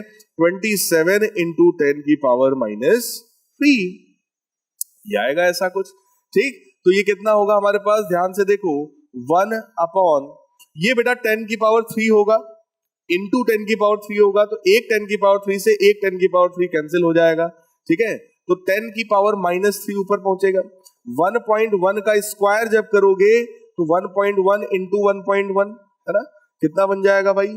1.21 whole multiplied by what? 27। Clear? कुछ इस तरीके की चीज मुझे दिखाई पड़ रही है। तो ये तुम्हारा 27 पॉइंट समथिंग या 28 पॉइंट समथिंग कुछ हो जाएगा, ठीक है? और अब आइए चेक करते हैं ऐसा कौन सा ऑप्शन हो सकता है हमारा। 10 माइक्रोफैरड, ऐसा नहीं हो सकता, है ना? कैपेसिटेंस की जो वैल्यू है ये हमारे पास, अगर आप ध्यान से देखोगे 10, 20, 30, 40, इसको बेटा कुल मिला के हमें बस सिंप्लीफाई करना है। तो हम क्या करेंगे, अगर हमें माइक्रो में चाहिए मतलब यहाँ 10 की पावर -6 आना चाहिए। 10 की पावर -6 अगर आप लाओगे तो आपको क्या करना पड़ेगा? 10 की पावर -3 से मल्टीप्लाई। तो नीचे भी हम क्या करेंगे? 10 की पावर -3 से मल्टीप्लाई, ठीक? 10 की पावर -3 से मल्टीप्लाई करोगे 1.21 इंटू 27 इंटू 10 की पावर -3। तो इसको हम लोग को बस कुछ नहीं करना है, इसको हम लोग को सिंप्लीफाई करना है। और इसको आप जैसे ही सिंप्लीफाई करोगे दिस विल बिकम, ये जो नीचे वाली जो वैल्यू है 1 अपॉन ये नीचे वाली वैल्यू, इसको हम लोग जब पूरा सॉल्व करेंगे दिस विल बिकम 30, ठीक? और 10 की पावर -6 पहले से था, तो यही आपका सॉल्व होकर आएगा 30 माइक्रोफैरेड। सो इसका जो करेक्ट ऑप्शन है guys that is D option. हल्का सा कैलकुलेटिव है बट क्वेश्चन में कुछ भी खास टफ नहीं है। सीधे सीधे ओमेगा बराबर 1 अपॉन √LC फार्मूला होता है, बस इसी को लगाना है, कैलकुलेशन करना है। बेटा अगर इस कैलकुलेशन सॉल्व करने में अगर आप गलती करोगे तो गलत हो जाएगा, बस यही चीज सावधानी से करिएगा, ठीक? तो मैंने डायरेक्ट आंसर लिख दिया है, दैट इज ऑप्शन डी। आप लोग इसको सिंप्लीफाई करिएगा और मैच कराइएगा कि ऑप्शन डी आ रहा है या नहीं। नेक्स्ट है question number 24। An inductor of inductive reactance that is XL 18.85 ohm 18.85 ohm is connected, ठीक है, is connected to 220 volt 100 hertz, मतलब ये फ्रीक्वेंसी है, AC source. The inductance is, बेटा देखो XL जो होता है वो ओमेगा L के बराबर होता है, दैट इज 18.85, ठीक? 18.85। अब ओमेगा जो होता है वो खुद 2 पाई f के बराबर है, फ्रीक्वेंसी हमारी 100 है, L वैल्यू हमें निकालना है 18.85। सो L की वैल्यू कितनी आएगी? 18.85 divided by 2 pi into 100। Answer चाहिए हमको मिली हेनरी में, ठीक है? मिली हेनरी का मतलब होता है आप इधर भी 10 का मल्टीप्लाई करो, इधर भी 10 का मल्टीप्लाई करो, तो ये जो नीचे वाला टर्म है ये 1000 हो जाएगा बेटा। 1000 होने का मतलब क्या हुआ? इसको देखो, ऊपर वाले टर्म को 10 का मल्टीप्लाई किया 188.5 बन गया, डिवाइडेड अपॉन 2 पाई 10 की पावर 3 ऊपर जाएगा 10 की पावर -3, तो वही तो है मिली। क्लियर? अब आप चेक कर लो इसका आंसर कितना आएगा। देखो बेटा पाई जो होता है हमारा, पाई जो होता है वो 3.14 होता है। 3.14 का 2 से मल्टीप्लाई करोगे तो 6 पॉइंट समथिंग 28 ऐसा कुछ आएगा। तो 6 पॉइंट समथिंग का डिवाइड अगर मैं करूंगा, यहाँ 180 है, 180 में अगर मैं 6 का डिवाइड करूंगा लगभग 60 के आसपास हमारा आएगा। तो ऐसा ऑप्शन यहाँ पर 24th में, इसको सिंप्लीफाई करके देखो भाई कितना आएगा। That option is somewhere 60, 180 by 60 करोगे तो 30 के आसपास आएगा ना। तो ये कुछ सी वाला ऑप्शन हमारा जो है वो करेक्ट हो जाएगा। सिंपल है, इसको पूरा का पूरा सॉल्व करिएगा, मैच कर जाएगा आपका सी से, that is 30 milli henry. Last question है सेक्शन ए का, क्या है? The output of step down transformer is measured to be V volts when connected to P watt light bulb. The value of the peak current देखो power हमको पता है, कहा जा रहा है value of the peak current is I naught by root two, so P is equal to. अच्छा, step down transformer का जो वोल्टेज है वो V है, connected to P watt light bulb, तो पावर का जो फार्मूला होता है वो कितना होगा, P बराबर V I, ठीक। The value of the peak current, देखो वोल्टेज का जो वैल्यू है वो तो V है, क्वेश्चन में कहा जा रहा है। करंट का जो पीक वैल्यू है that is what I naught upon under root two, ठीक है। हमसे कह रहे हैं पावर की वैल्यू कितनी होगी, तो पावर की वैल्यू हमारी कितनी है, देखो अब ये क्या है, ये वैल्यू तो पीक वैल्यू है, ठीक है ना, ये पीक वैल्यू है। लेकिन जब आप यहां पर फार्मूला लगाते हो पावर का, तो हम लोग आरएमएस वैल्यू लेते हैं बेटा। पावर क्या होगा, वोल्टेज का भी आरएमएस वैल्यू, करंट का भी आरएमएस वैल्यू। वोल्टेज तो सीधे सीधे बोला गया कि output of the step down transformer is this, तो जो आउटपुट होता है वो तो ऑलरेडी एवरेज में हम निकालते हैं, तो वो तो पहले से आरएमएस वैल्यू तो V ही है। अब ये जो आई नॉट बाई रूट टू आया है इसका भी आरएमएस वैल्यू निकालना पड़ेगा, लेकिन ये पीक वैल्यू है, ये देखने में आरएमएस जैसा लग रहा है, बट क्वेश्चन में लिखा है the value of the peak current is I naught by root two. तो आपको क्या करना पड़ेगा, आपको एक बार और रूट टू से डिवाइड करना पड़ेगा, तो यही आपका बन जाएगा V I naught upon root two into root two, यानी कि 2 के बराबर हो जाएगा। तो ऐसा ऑप्शन कौन सा है हमारा, ऐसा ऑप्शन है सी वाला। सो गाइज ये था आपका सेक्शन ए, जिसमें टोटल 25 क्वेश्चंस थे, हम लोगों ने सारे किए धड़ाधड़। आपको केवल 20 क्वेश्चंस करने हैं, तो इनमें से कोई भी जो 4-5 क्वेश्चन, 5 क्वेश्चन आपको जो भी टफ लगे उसको छोड़ के बाकी करना था। ऐसा ही बोर्ड पेपर में भी आएगा प्यारे बच्चों। अब आइए बढ़ते हैं अपने सेक्शन बी की तरफ।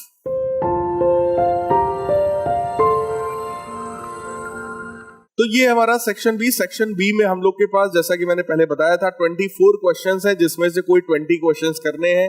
ज्यादा क्वेश्चंस करने का फायदा नहीं, क्योंकि चेक होगा नहीं, तो केवल और केवल 20 क्वेश्चंस ही करिएगा। 26 क्वेश्चन में कहा जा रहा है a parallel plate capacitor is initially charged and then is isolated. एक पैरेलल प्लेट कैपेसिटर है, उसको चार्ज किया गया, फिर उसको आइसोलेट किया गया। The effect of increasing the plate separation on charge, potential and capacitance respectively are. देखो भाई, अगर आपने किसी भी कैपेसिटर प्लेट को चार्ज कर लिया है, ठीक है, तो उसका बेटा जो चार्ज है वो तो कांस्टेंट हो गया। जब आप चार्ज कर चुके हो, ठीक है, तो प्लेट्स पर जो चार्ज आ गया है वो चार्ज तो कांस्टेंट हो गया। तो पहला तो कांस्टेंट होगा, और कांस्टेंट ए में भी है, सी में भी है और बी में भी है, तो ए, बी और सी में से ही कोई आंसर होगा। कैपेसिटेंस के बारे में अगर सोचो, प्लेट्स के बीच का सेपरेशन बढ़ाओगे तो कैपेसिटेंस जो है वो डिक्रीज होगा, तो डिक्रीज यहां भी है, डिक्रीज वहां भी है, इसका मतलब बी और सी में से कोई एक आंसर होगा। फिर पोटेंशियल के बारे में सोचो, अगर मैं कैपेसिटेंस को सोचूं तो कैपेसिटेंस जो होता है हमारा Q बाई V होता है, ठीक। अगर कैपेसिटेंस बढ़ा है तो वोल्टेज की वैल्यू बेटा घटनी ही घटनी चाहिए। इसका मतलब करेक्ट आंसर कौन सा हो गया हमारा, एक वैल्यू अगर हमारी जो है वो, सॉरी, अगर कैपेसिटेंस हमारा डिक्रीज हुआ है, ये हमारा डिक्रीज हुआ है, तो वोल्टेज की वैल्यू तो बढ़नी चाहिए ना। तो करेक्ट आंसर हमारा कौन सा हुआ, सी वाला ऑप्शन, सी हमारा करेक्ट है। बी करेक्ट नहीं है भाई। क्यों नहीं करेक्ट है, क्योंकि दोनों में इनवर्स रिलेशन है। देखो आप लोग, सी बराबर Q बाई V है, ठीक, इनवर्स रिलेशन है। अगर ये C की वैल्यू घट रही है तो V की वैल्यू अपने आप बेटा बढ़ेगी, तो B वाला नहीं हो सकता, क्योंकि इसमें दोनों में डिक्रीज डिक्रीज लिखा हुआ है। क्लियर है, ठीक। चार्ज करने का मतलब हो गया चार्ज कांस्टेंट है। अब कैपेसिटेंस, क्योंकि डिस्टेंस बढ़ाया है तो कैपेसिटेंस घट गया, इसलिए पोटेंशियल की वैल्यू बढ़ गई। Question number 27। क्वेश्चन नंबर 27 में हमसे कह रहे हैं in a Wheatstone bridge, P की वैल्यू दे रहे हैं 2 ओम, Q की वैल्यू दे रहे हैं 2 ओम, R की वैल्यू दे रहे हैं 2 ओम और S की वैल्यू दे रहे हैं 3 ओम। ये तो भाई मामला गड़बड़ हो गया, ये तो बैलेंस नहीं है। The resistance with which S to be shunted in order that bridge may be balanced is. कह रहे हैं कि ये जो S है इसको कौन सा रेजिस्टेंस लगा के शंट करें। शंट करने का मतलब पैरेलल में कौन सा रेजिस्टेंस हम इसके लगाएं कि ये बैलेंस हो जाए। इसका मतलब बेटा ये वाला 3 ओम और इसके साथ जो पैरेलल में जुड़ने वाला है उसका इक्विवेलेंट कितना होना चाहिए? अगर बैलेंस करना है तो 2/2 बराबर 2/2 होना चाहिए, मतलब इसका इक्विवेलेंट भी 2 आना चाहिए। मतलब हम इसको किसी ऐसे रेजिस्टेंस के साथ जोड़ना चाहते हैं ताकि इक्विवेलेंट कितना आ जाए? 2 आ जाए। सो 1/2 इक्विवेलेंट हुआ 1/3, और जिसके साथ जोड़ोगे वो हो गया 1/r। तो यहां से आप देखो 1/r की जो वैल्यू है वो कितनी आएगी? 1/2 माइनस 1/3। एलसीएम लूंगा तो आ जाएगा 3 - 2। 3 - 2 करेंगे 1/6, तो R की वैल्यू कितनी आ गई? 6 ओम। R की वैल्यू 6 ओम, ऐसा कोई ऑप्शन है? यस। तो इसका मतलब ये हुआ, अगर इस 3 ओम को, ध्यान से देखिएगा, समझिएगा, अच्छा क्वेश्चन है। अगर इस 3 ओम को मैं 6 ओम के साथ ऐसा शंट कर दूं, ये मतलब 3 ओम के साथ 6 ओम को पैरेलल में जोड़ दूं, तो इन दोनों का इक्विवेलेंट कितना आ जाएगा बेटा? 2 आ जाएगा। क्लियर? वो 2, ये 2, ये 2, ये 2, ये सब आपस में कैसा हो जाएगा? सिस्टम बैलेंस्ड हो जाएगा। यही क्वेश्चन में पूछा गया था। नेक्स्ट क्या है? 28। The electric charges are distributed in a small volume. Electric charge को स्मॉल वॉल्यूम में डिस्ट्रीब्यूट किया गया। The flux of electric field through spherical surface of radius 20। तो रेडियस की वैल्यू हमको कितनी पता है? 10 centimetre. Surrounding the total charge Q is 20 volt meter. इसका मतलब वोल्ट मीटर है भाई, तो चार्ज नहीं है। ये क्या है? इलेक्ट्रिक फील्ड है। कह रहे हैं the flux of the electric field through the spherical surface. ये भैया फ्लक्स हो गया हमारा, ठीक है। अब आगे देखते हैं क्या है। The flux over concentric sphere of radius 20 will be. देखो बेटा, कंसेंट्रिक का मतलब क्या है? दोनों का जो सेंटर है वो सेम है। क्वेश्चन में हमसे ये बोला गया कि एक ये अंदर वाला स्फीयर है, कह रहे हैं the electric charges are distributed in a small volume. छोटे से इस वॉल्यूम में चार्ज जो है वो डिस्ट्रीब्यूटेड है। The flux of the electric field, कह रहे हैं of the spherical surface of radius 10। अगर ये रेडियस 10 है तो इस वाली सरफेस की वजह से जो फ्लक्स है उस फ्लक्स की वैल्यू है 20 यूनिट, 20 वोल्ट मीटर। अब हमसे कह रहे हैं the flux over the concentric sphere of radius 20। कह रहे हैं कि अगर ये हम दूसरा ले लें, इसका रेडियस है मान लो 20, बड़ा वाला है, इसका रेडियस 20 है, तो कह रहे हैं इससे कितना फ्लक्स होगा? तो बेटा बड़े वाले के अंदर ही तो छोटा वाला है, जितना फ्लक्स छोटे वाले का होगा वही उतना बड़े वाले का होगा, है ना। इसका मतलब वो आंसर इसका भी कितना होना चाहिए? हमारा 20 के आसपास होना चाहिए। सो करेक्ट आंसर 28 का कौन सा है? हमारा ए ऑप्शन। नेक्स्ट अगला क्वेश्चन हमारा है क्वेश्चन नंबर 29। कह रहे हैं two batteries A and B whose EMF is 2 volt. तो आइए लिखते हैं EMF is 2 volt are connected in series with external resistance 1 ohm। ये 1 ohm है। Internal resistance of the battery A, इसका जो इंटरनल रेजिस्टेंस है that is 1.9 ohm and that of B is 0.9 ohm। Potential difference across the battery A will be, कह रहे हैं इस A वाली बैटरी के अलोंग पोटेंशियल डिफरेंस कितना होगा। अच्छा देखो भाई, पोटेंशियल डिफरेंस निकालने के लिए हमको करंट चाहिए, तो पहले तो करंट निकालते हैं कि भाई पूरे सिस्टम में कितना करंट फ्लो हो रहा है। तो करंट जब आप निकालोगे तो क्या होगा? ये वाला 2 और ये वाला 2 दोनों सपोर्ट कर रहा है, तो हो जाएगा 4 डिवाइडेड बाई टोटल रेजिस्टेंस बेटा कितना है? दैट इज 1 प्लस 0.9 प्लस 1.9, तो कितना हो जाएगा? 4 डिवाइडेड बाई 1.9 और 1.9, तो कितना हो जाएगा? 3.8 एम्पियर। ये हो गया करंट की वैल्यू। हमको निकालना है ए वाले के अक्रॉस कितना पोटेंशियल डिफरेंस है। तो अभी मैंने कहा था V is equal to E minus I R, तो E कितना है? 2 माइनस करंट कितना है? 4 upon 3.8 V is equal to E minus I R. Internal resistance कितना है? 1.9, इसको करेंगे आएगा 2, 4/2 2 हो जाएगा, 2 माइनस 2 0 हो जाएगा। तो ऐसा ऑप्शन कोई है? Yes, C option. So correct कितना हो गया हमारा? C option is the correct answer.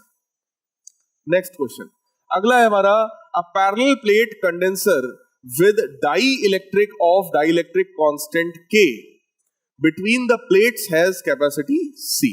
कह रहे हैं कि पैरेलल प्लेट कैपेसिटर, देखो कंडेंसर का मतलब कैपेसिटर होता है ना, तो पैरेलल प्लेट कैपेसिटर है जिसके प्लेट्स के बीच में डाइलेक्ट्रिक कांस्टेंट K भरा हुआ है, उसकी कैपेसिटी C के बराबर है, and is charged to a potential V, कह रहे हैं उसको V पोटेंशियल से हमने चार्ज किया। The dielectric slab is slowly removed from between the plates, कह रहे हैं प्लेट्स के बीच से धीरे धीरे हमने उसको निकाल लिया, एंड देन री इंसर्टेड, और फिर वापस हमने उसमें डाल दिया। Net work done by the system in the process is, कह रहे हैं कि हमें इस प्रोसेस में कितना वर्क करना पड़ेगा। तो बेटा देखो, जब आपने उसको स्लोली रिमूव किया और वापस इंसर्ट कर दिया, तो सिस्टम जैसा था वैसा ही अब भी बना रहा। इस तरह के क्वेश्चंस में हमको कहीं ना कहीं वर्क एनर्जी के बारे में सोचना पड़ता है कि जो हमारा वर्क होगा that should be equal to total change in the energy of the system. अब सिस्टम की एनर्जी में पहले एनर्जी कितनी थी, half C V square, dielectric constant insert है, अच्छी बात है, तो हाफ के सी वी स्क्वायर ये पहले था, फिर तुमने उसको निकाला, फिर तुमने वापस डाल दिया स्लोली, तो फाइनल एनर्जी भी तो इतनी ही हो गई बेटा। जब एनर्जी में कोई चेंज नहीं हुआ तो हमको वर्क भी कुछ करने की जरूरत नहीं है, इसलिए करेक्ट आंसर कौन सा हुआ, डी ऑप्शन। नेक्स्ट अगला है, a series RC circuit is connected to an AC voltage source. तो बनाते हैं भाई, पहले एक आर है और एक सी है, मतलब एक रेजिस्टर है, एक कैपेसिटर है, इसको हम लोग किसी ऑल्टरनेटिंग करंट के सोर्स से जोड़ देंगे। Consider two cases, case A when C is without dielectric material, यहां पे कोई डाइलेक्ट्रिक मटेरियल नहीं है, and case B when there is dielectric material. अच्छा भाई, तो यहां पर क्या है, इनके बीच में ऐसे कोई डाइलेक्ट्रिक मटेरियल जो है वो फिल कर दिया गया ऑफ कांस्टेंट 4। ये जो डाइलेक्ट्रिक भरा गया है उसका कांस्टेंट की वैल्यू कितनी है, 4 के बराबर है। The current I R through the resistor and voltage across the capacitor compared in the two cases. देखो यहां से करंट निकल रहा होगा तो इसके अक्रॉस जो करंट है उसको आई आर बोल रहे हैं, एंड वोल्टेज वीसी, तो ये हो गया वीसी वोल्टेज। देखो ये हमारा केस ए है और ये हमारा केस बी है, तो ये रहा फिर से वीसी, इसके क्रॉस वोल्टेज, और इधर जो करंट जा रहा है दैट इज आई आर, ये रहा मैटर। ठीक, अब हमसे कह रहे हैं the current I R through the resistor and voltage VC across the capacitor are compared in the two cases. कह रहे हैं इन्हीं दोनों का कंपैरिजन किया जा रहा है। विच of the following is true, इनमें से क्या सही है। देखो भाई, पहले तो सोचते हैं हम लोग होगा क्या। बेटा जब आपने कैपेसिटर प्लेट्स के बीच में एयर रखा है और यहां प्लेट्स के बीच में डाइलेक्ट्रिक रखा है, डाइलेक्ट्रिक रखने पर होगा क्या, कैपेसिटेंस की जो वैल्यू है बढ़ जाएगी। कैपेसिटेंस की अगर वैल्यू बढ़ जाएगी तो किसी भी कैपेसिटर का जो XC होता है which is 1/ω/C that will decrease. XC अगर घट जाएगा तो इसमें जाने वाला जो करंट होगा बेटा वो बढ़ जाएगा, इस सर्किट का ओवरऑल करंट बढ़ जाएगा, क्योंकि इसका इंपीडेंस जो होगा सर्किट का वो घट जाएगा ना, वो घट गया तो करंट बढ़ गया। इसका मतलब करंट अगर इस सेकंड वाले पार्ट में बी वाले में करंट जो है वो ज्यादा होगा, तो मैं उसको अपने हिसाब से मैं लिख रहा हूं current in the B circuit will be greater than current in the A circuit. अच्छा ऐसा है, तो आइए देखते हैं ऐसा कौन सा ऑप्शन है हमारे पास भाई। Current in A greater than current in B, तो ऐसा तो नहीं है, और current in B is greater than current in A, ये तो मुझे सही लग रहा है। अच्छा, और देखते हैं वोल्टेज के बारे में कि वोल्टेज का क्या होगा भाई दोनों कंडीशंस में। वोल्टेज तो दोनों में सेम रहेगा क्योंकि उसको हमने सेम इस सिस्टम में जोड़ रखा है, वोल्टेज में तो कोई इफेक्ट आएगा नहीं। और वैसे भी हमारा सीधे सीधे आंसर जब ये वाला आ ही चुका है तो करेक्ट ऑप्शन कौन सा हुआ हमारा, बी ऑप्शन।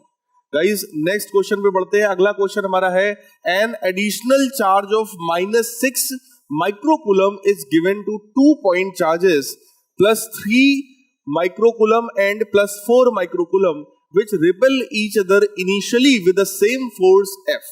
अच्छा, दोनों के बीच का फोर्स F था और उस फोर्स की मैं वैल्यू लिख रहा हूं 1/4πε0 Q1 Q2 करोगे तो आ जाएगा 12 इंटू माइक्रो है तो 10⁻⁻12 हो जाएगा डिवाइडेड बाई R²। ठीक, अब हमसे कह रहे हैं with a new force between them become 5 Newton, नया फोर्स 5 न्यूटन हो गया, that will become 1/4 pi epsilon not. जरा सोचो, -6 माइक्रोकूलम इसमें देंगे तो ये 3 पहले से था, -6 और दे दिया, -3 हो गया और ये -2 हो जाएगा।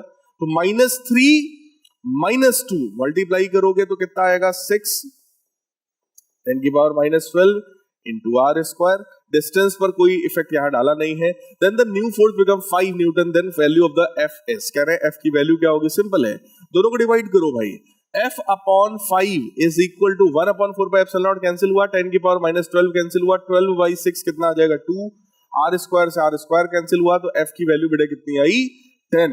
तो करेक्ट ऑप्शन कौन सा हुआ हमारे पास, 32 क्वेश्चन का करेक्ट हो गया 10 ऑप्शन, यानी कि बी वाला।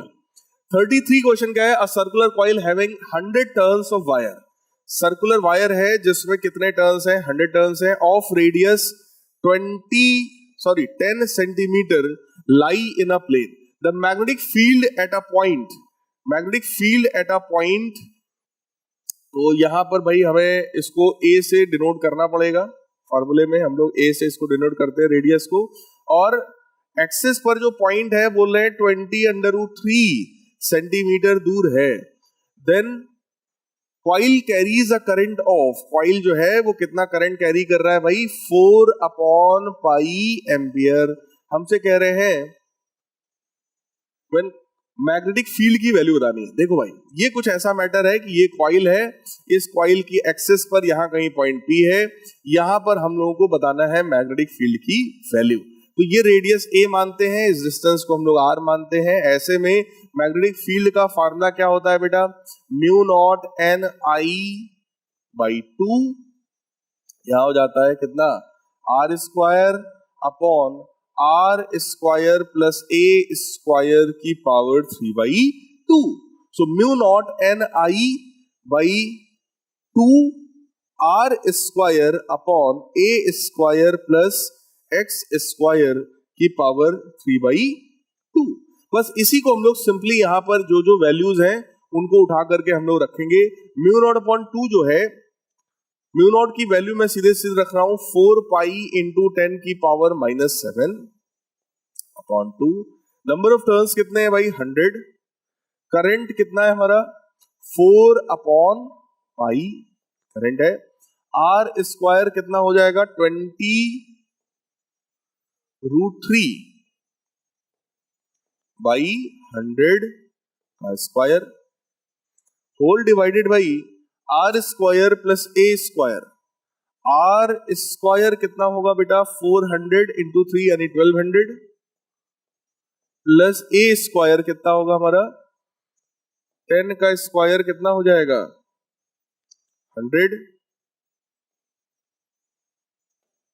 10 का स्क्वायर हमारा कितना हुआ 100 होल पावर 3/2, और स्क्वायर हम लोगों ने कर रखा है सेंटीमीटर है, तो हमें क्या करना पड़ेगा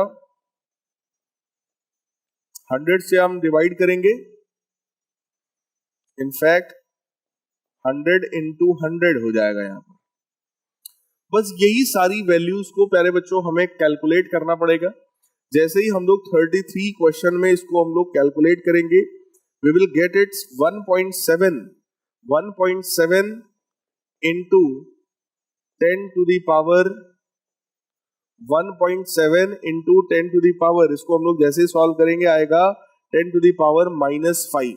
सो 1.7 into 10 to the power -5 tesla, ये हमारा गाइस आंसर आ जाएगा। यहाँ पर देखो कैलकुलेटिव ज्यादा है, इसको बस आप वैल्यूज को रखिएगा, आराम से इसको सॉल्व करिएगा, ठीक। सेंटीमीटर को मीटर में कन्वर्ट करना बिल्कुल मत भूलिएगा, ठीक है। वही थोड़ा सा कैलकुलेटिव यहाँ पर दिखाई पड़ रहा है, और फिर फाइनली आपका आंसर आ जाएगा। तो मेन चीज इस क्वेश्चन में क्या है बेटा, ये फार्मूला, ये फार्मूला समझ में आ गया तो कैलकुलेशन आप अपने हिसाब से कर सकते हैं। नेक्स्ट क्वेश्चन पे आते हैं। हाँ गाइस, इस पे आंसर देख लेते हैं। 1.7 इंटू 10 की पावर -5 कौन सा है, that is option number C. तो 33 का हमारा करेक्ट ऑप्शन कौन सा है, सी। नेक्स्ट आते हैं क्वेश्चन नंबर 34। क्वेश्चन नंबर 34 में हमसे कहा जा रहा है, in potentiometer experiment null point is obtained at a particular point for a cell on potentiometer wire X.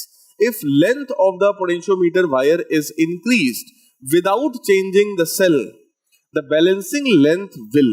देखो भाई, driving source is not change, कोई हमने उसमें चेंज नहीं किया है.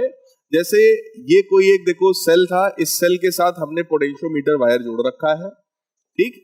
फिर हम लोग क्या करते हैं, यहां पर एक नल पॉइंट ढूंढते हैं ना, ये वही अननोन सेल लगाया, उसका इंटरनल रेजिस्टेंस है, ये सारी चीजें जोड़कर, और यहाँ पर एक क्या जोड़ते हैं हम लोग, एक गैल्वेनोमीटर जोड़ते हैं, उसको जोड़ करके नल पॉइंट ढूंढा जाता है. तो ये हो गया ईएमएफ ई और ये हो गया small are.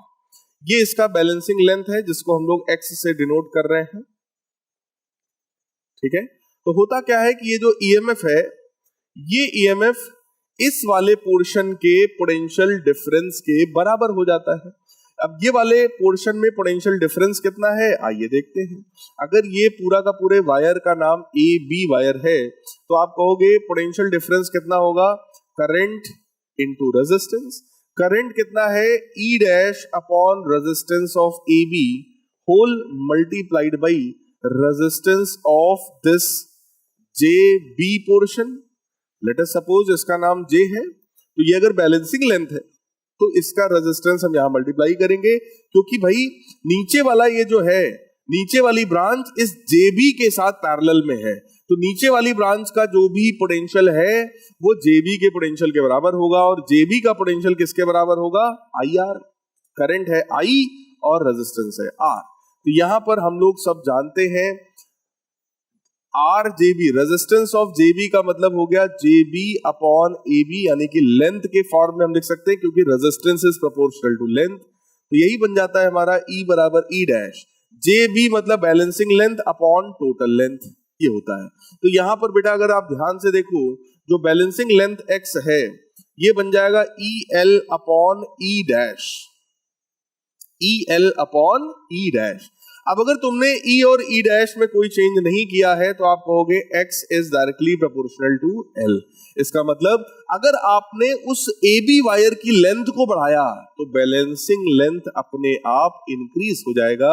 The balancing length will increase. क्यों, क्योंकि यहां पर डायरेक्ट रिलेशन है, डायरेक्टली प्रोपोर्शनल का रिलेशन है भाई साहब. नेक्स्ट अगला है a fully charged capacitor C with initial charge Q naught. उस कैपेसिटर में इनिशियल चार्ज कितना है, Q नॉट है, is connected to a coil of self inductance L at T बराबर 0. तो देखो ये एक कैपेसिटर है, फुल्ली चार्ज है. फुल्ली चार्ज का मतलब इसमें यहां पर प्लस और इसमें यहां पर ऐसा माइनस होगा. तो यहां से एनर्जी जो है वो उस इंडक्टर की तरफ जाएगी, ठीक. देखो अगर ये फुल्ली चार्ज है, इनिशियली चार्ज है, तो अगर मैं इसके चार्ज की इक्वेशन लिखूंगा तो that should B Q not cos omega T, क्योंकि कॉस ही एक ऐसा ग्राफ है जिसमें t बराबर 0 पर वैल्यू बेटा मैक्सिमम होती है. देखो यहाँ t बराबर 0 पर वैल्यू कितनी है, मैक्सिमम है, दैट इज Q नॉट. तो यही क्वेश्चन में हमसे बोला गया है. अब fully charge capacitor C with initial charge Q naught, तो इनिशियल चार्ज मैंने Q नॉट दिखा दिया, ठीक. Is connected to a coil of self inductance L, इसके साथ जोड़ा गया, इसका कैपेसिटेंस C रहा होगा. कह रहे the time eight which energy is stored equally between electric and magnetic fields. कह रहे हैं इलेक्ट्रिक और मैग्नेटिक फील्ड्स में अगर एनर्जी जो है वो इक्वली स्टोर हुई है तो ऐसा कैसे हो सकता है. देखो भाई इलेक्ट्रिक फील्ड में जो एनर्जी बेटा स्टोर होती है उसका फॉर्मूला क्या है, 1/2 Q स्क्वायर बाई C. भाई इलेक्ट्रिक फील्ड में जो भी एनर्जी जानी है वो कैपेसिटर प्लेट्स के बीच में, और मैग्नेटिक फील्ड में जो एनर्जी है वो इंडक्टर में है. तो इंडक्टर की एनर्जी का फॉर्मूला क्या होता है, half LI square. Clear, half से हाफ कैंसिल हो जाएगा. अगर हमें चार्ज पता है तो हम करंट निकाल सकते हैं, कैसे भाई, dq बाई dt. इसी को हम डिफरेंशिएट कर दें. सो Q नॉट बाहर हुआ, कॉस का डिफरेंशिएशन होता है बेटा minus sign omega T. Omega T का फिर से करोगे तो एक ओमेगा और आ जाएगा. तो ये वैल्यू हो गई हमारे करंट की. तो चार्ज का स्क्वायर यानी कि Q naught square cos square omega T divided by C is equal to L into I square, और करंट का स्क्वायर करने का मतलब हुआ minus omega Q naught sine omega T का होल स्क्वायर। अच्छा जी, आइए देखते हैं। देखो क्यू नॉट स्क्वायर से ये वाला क्यू नॉट स्क्वायर हो जाएगा cancel, cos square omega T upon C is equal to, ये क्या बनेगा, omega square L, omega square L sine square omega T, ऐसा। और एक चीज और समझो, ये जो ओमेगा होता है, ओमेगा बराबर 1 upon under root L C होता है, तो ओमेगा स्क्वायर का मतलब 1 बाई एल सी। ये जो ओमेगा स्क्वायर है, मैं इसकी जगह 1 बाई एल सी लिख सकता हूं, देखना ध्यान से, इसकी जगह 1 बाई एल सी, एल से एल कैंसिल हुआ, सी से सी भी कैंसिल हुआ, ये भी निपट गया। क्या बचा, tan square omega T is equal to 1। इसका मतलब tan ओमेगा टी 1 है। tan ओमेगा टी 1 कब हो सकता है, tan 45 पर। इसका मतलब ओमेगा टी की वैल्यू कितनी हुई, पाई बाई 4। हमसे वही टाइम ही तो पूछ रहा है, तो टाइम की वैल्यू प्यारे बच्चों कितनी आएगी, that should be, time should be pi by 4 omega, और ओमेगा कितना है, 1 upon under root L C, तो मेरे हिसाब से एल सी चला जाना चाहिए ऊपर। आइए चेक करते हैं, ऐसा कोई option, pi under root L C by 4, yes, that is your option number A. तो 35 एक अच्छा क्वेश्चन था, थोड़ा सा एक्स्ट्रा नॉलेज आपको चाहिए। ये एलसी ऑसिलेशन वाला जो टॉपिक होता है उस पर बेस्ड क्वेश्चन है कि जब हम किसी इंडक्टर को किसी कैपेसिटर से कनेक्ट करते हैं तो वहां पर चार्जेस का कैसे ऑसिलेशन होता है। तो बेटा अभी इसमें चार्ज अगर मैक्सिमम है, ये अपनी एनर्जी इसकी तरफ भेजता है, तो इसमें चार्ज रिड्यूस होगा लगातार, ठीक, लगातार घटेगा, जीरो हो जाएगा, फिर दूसरे डायरेक्शन में ये चार्ज होगा। दूसरे डायरेक्शन में चार्ज होने का मतलब जब इधर से एनर्जी वापस आएगी तो नीचे प्लस आएगा और ऊपर माइनस आएगा, इलेक्ट्रिक फील्ड का डायरेक्शन रिवर्स होगा। क्लियर? तो ऐसा यहां पर कॉस वाले में देखने को मिलता है। तो ये आपको पता होना चाहिए कि चार्ज का वेरिएशन किस फॉर्म में होगा, कॉस या साइन के फॉर्म में होगा। अगर इसमें इनिशियली चार्ज मैक्सिमम है तो Q बराबर Q not sine omega T, और अगर मिनिमम होता मतलब ना होता चार्ज तो हम कहते Q बराबर Q not sine omega T, क्योंकि साइन की इनिशियल वैल्यू कितनी होती है, 0। क्लियर? ये एक अच्छा क्वेश्चन है। नेक्स्ट है 36, all the edges of a block with parallel faces are unequal. कह रहे हैं पैरेलल फेसेस हैं, आइए बनाते हैं भाई। एक ब्लॉक है, उसकी जो पैरेलल फेसेस है,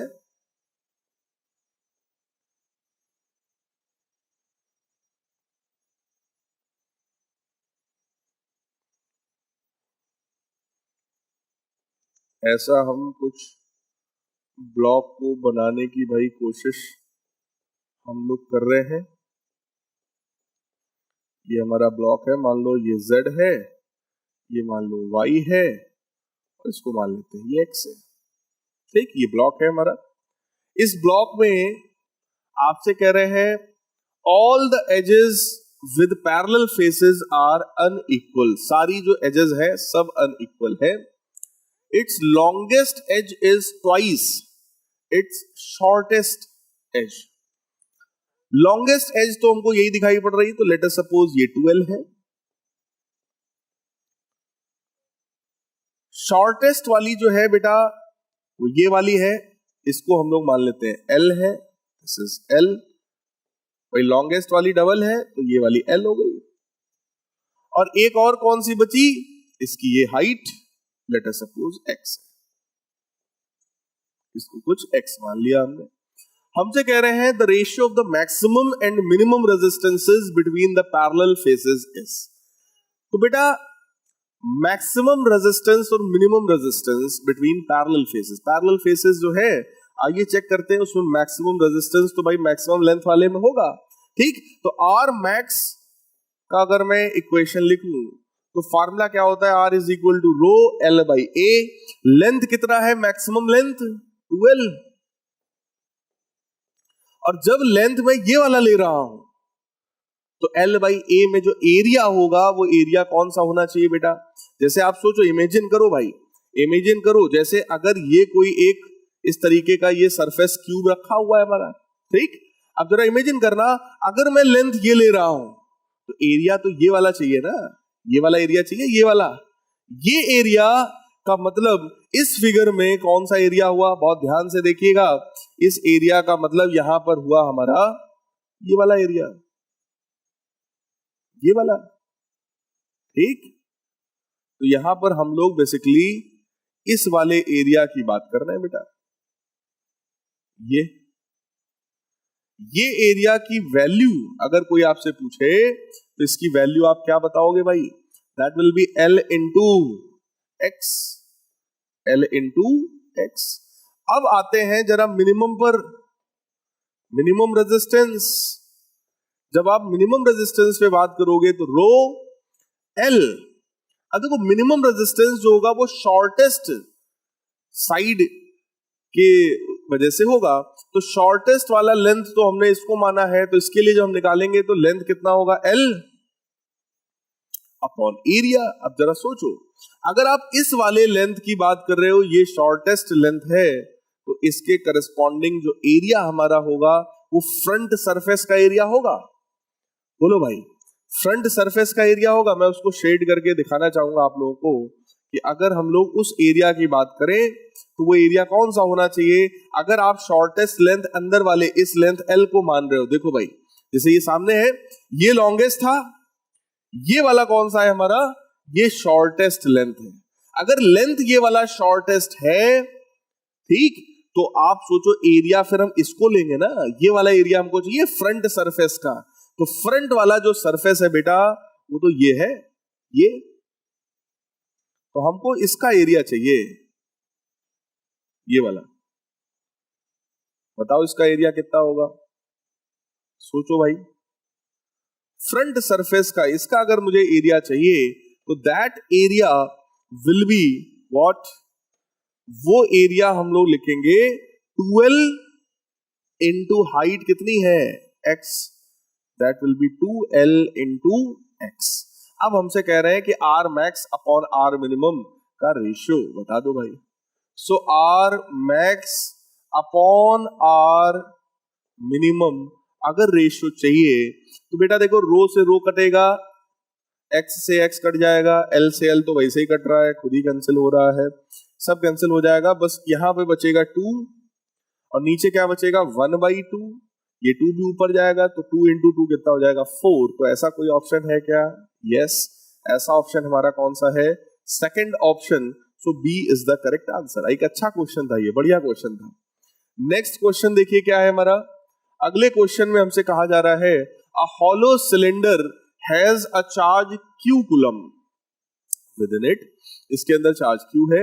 if phi is the electric flux associated with the curved surface b, कह रहे हैं जो कर्व्ड सरफेस है इससे एसोसिएटेड फ्लक्स अगर phi के बराबर है then flux linked with the plane surface a will be. देखो बेटा, यहां पर 3 तरह के सरफेस है, यहां पर 3 तरह के सरफेस हैं, तो flux through surface C plus flux through surface B plus flux through surface A, that should be equal to Q in. अंदर का चार्ज क्वेश्चन में बोला गया Q है, so Q by epsilon naught. Clear?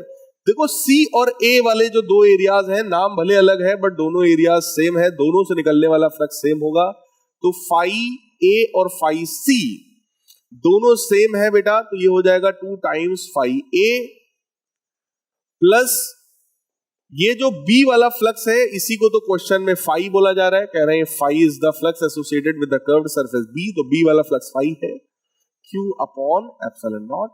तो बेटा ध्यान से सोचो, phi A अगर हम लोग कैलकुलेट करेंगे phi A तो कितना आएगा?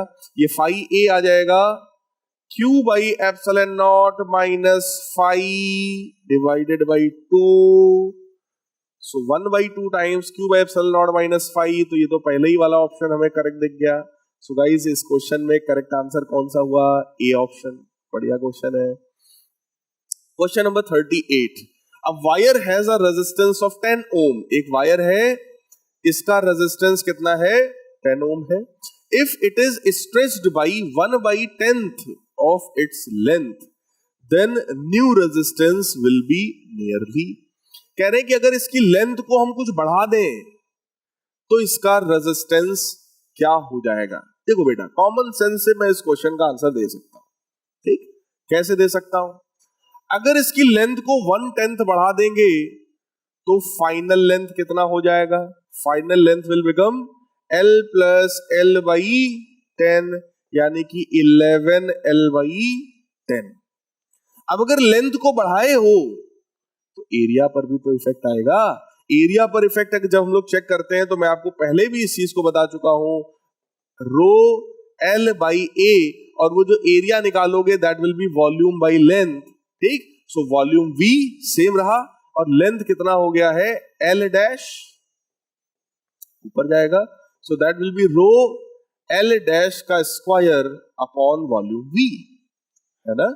इसका मतलब वो कहीं ना कहीं directly proportional to L dash square होता है. तो रेजिस्टेंस सोचो आप, पहले कितना था?